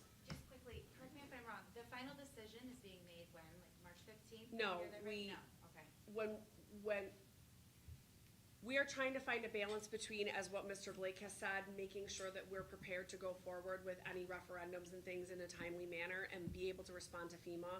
But I think I speak on behalf of everyone who's here and Joe who couldn't be here tonight and Karen who left, that we're not willing to make a decision until we're confident that it's a decision that is going to work. And again, to the points of some people tonight, no one thing is going to please everyone. Okay, we could make another decision that you guys are all like, okay, I could live with that, and then a whole new group comes out. We have to do something. And I've been through this 4 times in this district. This is my 4th time. The first time was when we created Staley as a 5-6 and had to close Lake Delta. And again, that was in 04-05. My daughter was in pre-K, and that is when I first set foot into a principal saying, hey, you seem like a really involved mom. And the rest is history, 18 years later. The next was in 07, 08, 09, when, again, we had to close buildings. We had to make some decisions because everyone remembers 2009, right? You all remember the fiscal crisis the country was in 2009. And we had to make a decision. And then we went through with the Stroud renovation. For the love of God, we lost, I don't know, Mr. Blake, how many hundreds of thousands or millions of dollars in value of the construction would you say we lost since we talked about it for 5 years? Before we could get consensus on how to do it. You were here, Tanya. You were here. I sat at my desk for 3 years. Okay? Where are we gonna put the kids? Are we gonna do it unoccupied or unoccupied? What are we actually adding? And we still didn't get everything we need. And poor Mr. O'Rourke implored those of us who went on a pride walk this year. I still need my stairwells done, and I still need some tweaks with this, and I still need some things for supported learning, and I still need windows in my building. You all own homes, right? There's always something you want to do. There's always a maintenance item. Some things are just, I would love a new gourmet kitchen. And some things are the roof is leaking. But And when your there's- house is gone, you have to come up with something though. And that's one of our elementary schools. It's a little different. When people make the decision to close an elementary school, but one was closed for us, right? None of us could do anything. So I think we're all at on a different page at this point than maybe from before and moving forward. Something that I just wanna, I know we're gonna be leaving way past my bedtime too, but Anna's too. one of the things that you said that was, I think, really important was class sizes at Stroud. And I don't know what the class sizes at Stroud, Mr. Blake, is. I mean, I don't know what they It'd are. be between 24 and 27 So, for common if we're grant. talking about new people moving in, and I think that's really important, right? And that has been a constant conversation. If we're at our max too at Stroud, or almost there, then we gotta look to the future. I think that's really important, what Anna was saying, is that, okay, well, maybe a second, 5 to 8 or 6 to 8 or whatever is needed, because we don't wanna be in the same situation where we come back again. And I think the common theme is we don't wanna keep coming back. We do want a long-term, plan. So I think just hearing that tonight was really helpful. That makes sense to me. I don't want my kids to end up at Stroud and now there's 40 kids in their class. So what can we do moving forward? So I think this has been a Right. great conversation and a lot for us to process. It's a lot for us to process, and we spend a lot of time. I don't think there's anyone at the table who doesn't wake up in the night and go, I thought of a thing.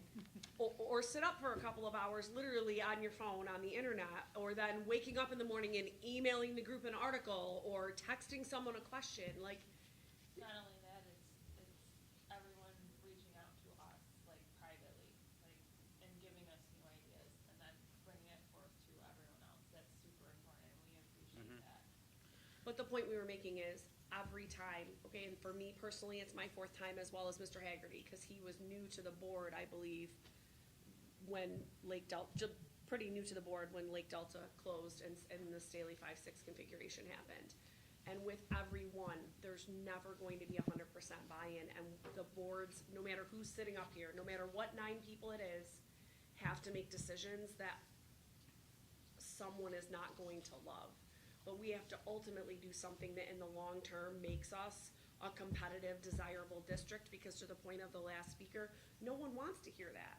No one wants to go somewhere and be like, ugh, your kids go to Rome?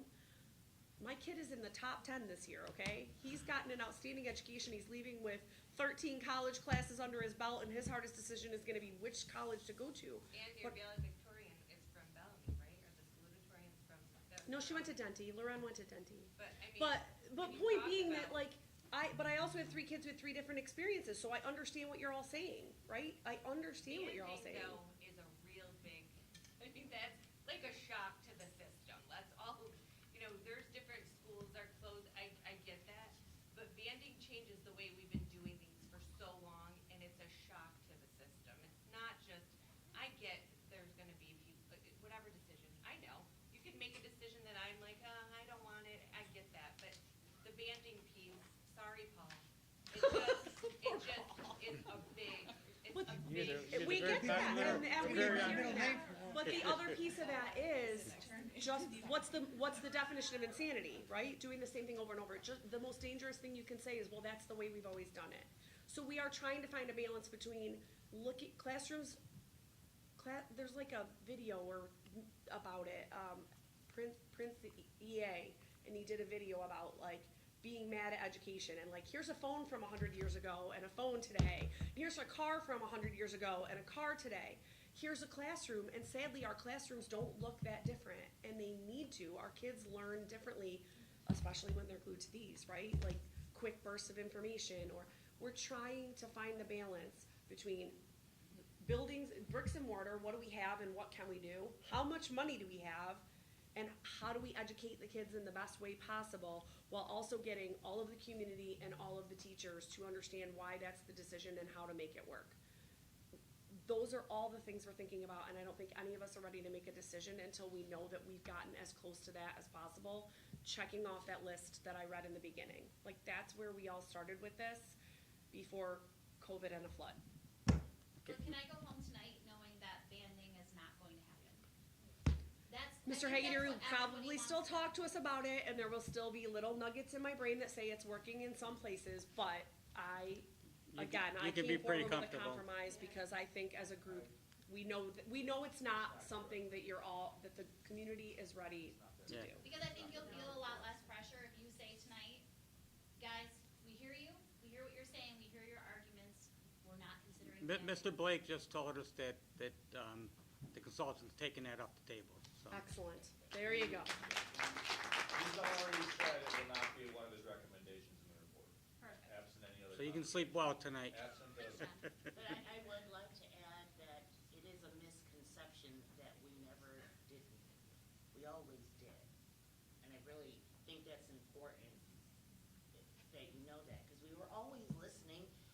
We have to make a decision. We have to talk about it. We have to discuss a lot of different things. All because we discuss things that may not be what you want doesn't mean that that's what's going to happen. We never made a decision. We still haven't. We never were not listening. Always were. We're trying to vet everything. So, just that one question about time frame. Do we have any So deadlines that we have? Ross presents his final report and recommendations to the board on March 24th. From there, it's in Still our up to hands us, yeah. determine Okay. How and when, whichever model it is that is selected is selected. Okay. The 26th. So 20 Peter, you were 24th. saying. 10th and 24th are our meetings. 24th. That there's a time frame where FEMA money might not, where they tell us instead of us telling them. Correct. What is that time frame? Because We that's don't know. really important. We don't know. Yeah. Well, in your Because best. I couldn't tell you because our meetings with FEMA are, you get a call on Tuesday, we're meeting with you tomorrow at 9 AM, get your team together. That's literally how it goes. We're talking about the federal government. So our best case, my best case guess is in order to do whatever we want to with that funding, we know we need to have a referendum vote in December. So we're working backward from there. If we're gonna vote in September, we know we need to be able to reasonably tell the community by September what that project's gonna So in order to know that number by September, we need to know probably sometime in July what that number is gonna look like. In order to be confident about that in July, I'm saying probably May, June, we need to be able to feasibly be pushing FEMA in about 2 months, which I do think is reasonable. I think what happens with FEMA and the physical structures is pretty easy to put together once you know what that model is, to be honest. Because you're simply talking about square footage is how cost is determined in New York State, so we need to simply be able to tell FEMA, this is how many square feet of instructional space we need to replace daily. It's gonna cost us X amount of dollars. And that, again, just real quick, one of the arguments that when we had brought the possibility of 5.8 to Mr. Blake was, hey, you guys are in luck. You lost a building that had some amenities that a regular elementary school wouldn't have. So we can say to them, hey, we lost an auditorium, we're gonna ask for an auditorium. So there are some positives from this. That was a huge building. So Mr. Haggerty had done some math, and I think he had said like our net loss of classrooms based on the way we rearranged was 22. But remember, we sacrificed special use rooms like art and music, because there's actually 39 classrooms at Staley. But they weren't all used for classroom instruction. Sarah? I have a question. Having had unfortunately deal with FEMA, FEMA's response to us when my brother lost his home 3 times in a flood in New Jersey was, you cannot use this money somewhere else. It has to be used on the exact location that you lost your building or your home. So he couldn't go and take that money that he had there and use it somewhere else to buy another home or refab another home, even just up the street. It had to be used on his existing home, and FEMA paid him 3 times, and the 4th time they paid him to buy out his house. It's a little bit different for us, the way, there's a calculation that's involved. Okay. And in order to, if the cost of rebuilding at Staley, in the manner in which they approve that Yes. it eliminates the flood for the future, Yes. is greater than the replacement cost of the building, then we can booze that money anywhere we need to across the district. That's been And- my and so- biggest question, because Yeah, so what I've they, dealt in with order it too to many make, times. in order to rebuild at Staley, we would need to literally take the building and raise it 2 feet, Uh-huh. which, think They've about that, and build a 15-foot high flood wall along the entire length, span of that river. Uh-huh. So if you think about what that's gonna Oh, I cost know. I compared know what to, it costs. the, things are working in our favor, for that, but you are absolutely correct. That is the first stance they take is, you need to rebuild where it was. Yeah. And we have to prove to them that that's not cost efficient compared to making sure we don't have that problem again. And we actually had a community member send us an article that there was an area in Oneida that was an issue, that homes had gotten flooded 2 or 3 times, and finally FEMA did start buying out the That's what properties happened and with my telling brother. them. Yeah. So we're hoping we can use evidence of other areas like that if they, but we have asked Mr. Blake that question ourselves, like, what if they tell us it has to be?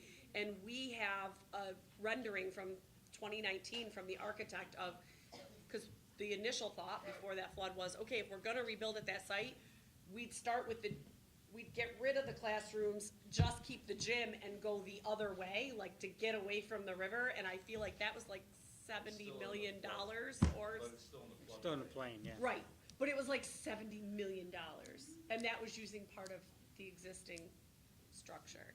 So what we're hoping as well is that we come up with a plan that comes under, and they're like, oh, sure. Any other questions? I have one question. His recommendations, are they going to address the current transportation problems that we still face today? They're not gonna address anything currently transportation, no. So how are they gonna solve for these new plans? Because I'm still driving my children to school despite the fact that it was only supposed to be temporary. It was not intended to be temporary, but if you would like transportation, just contact the transportation department, we'll set you up. And we don't think there'll be an issue with any new. There plans shouldn't going be, forward? no. No, we're fully staffed at transportation for the routes that we have. Thank you for asking. Just to clarify on that, there was a point where Ross Haber himself said that he would address transportation once an option or a plan was chosen, because he's, touted as an expert on school transportation, so you're now saying he's not going to be. He can do that for whatever plan is eventually I would say that we pay a transportation vendor to do that for us already. I would just have our company do it. Right. Yeah. That was part of our RFP when we went out for transportation, because we knew that this was impending. So everyone who put in a bid when we put out the transportation RFP knew that route optimization and a potential redistricting were on the table, and that's part of the service that it's redundant, right? It's not all that tricky. It's affected by two things: how many students are within a walking zone of your current located elementary schools and middle school, and/or your school start times.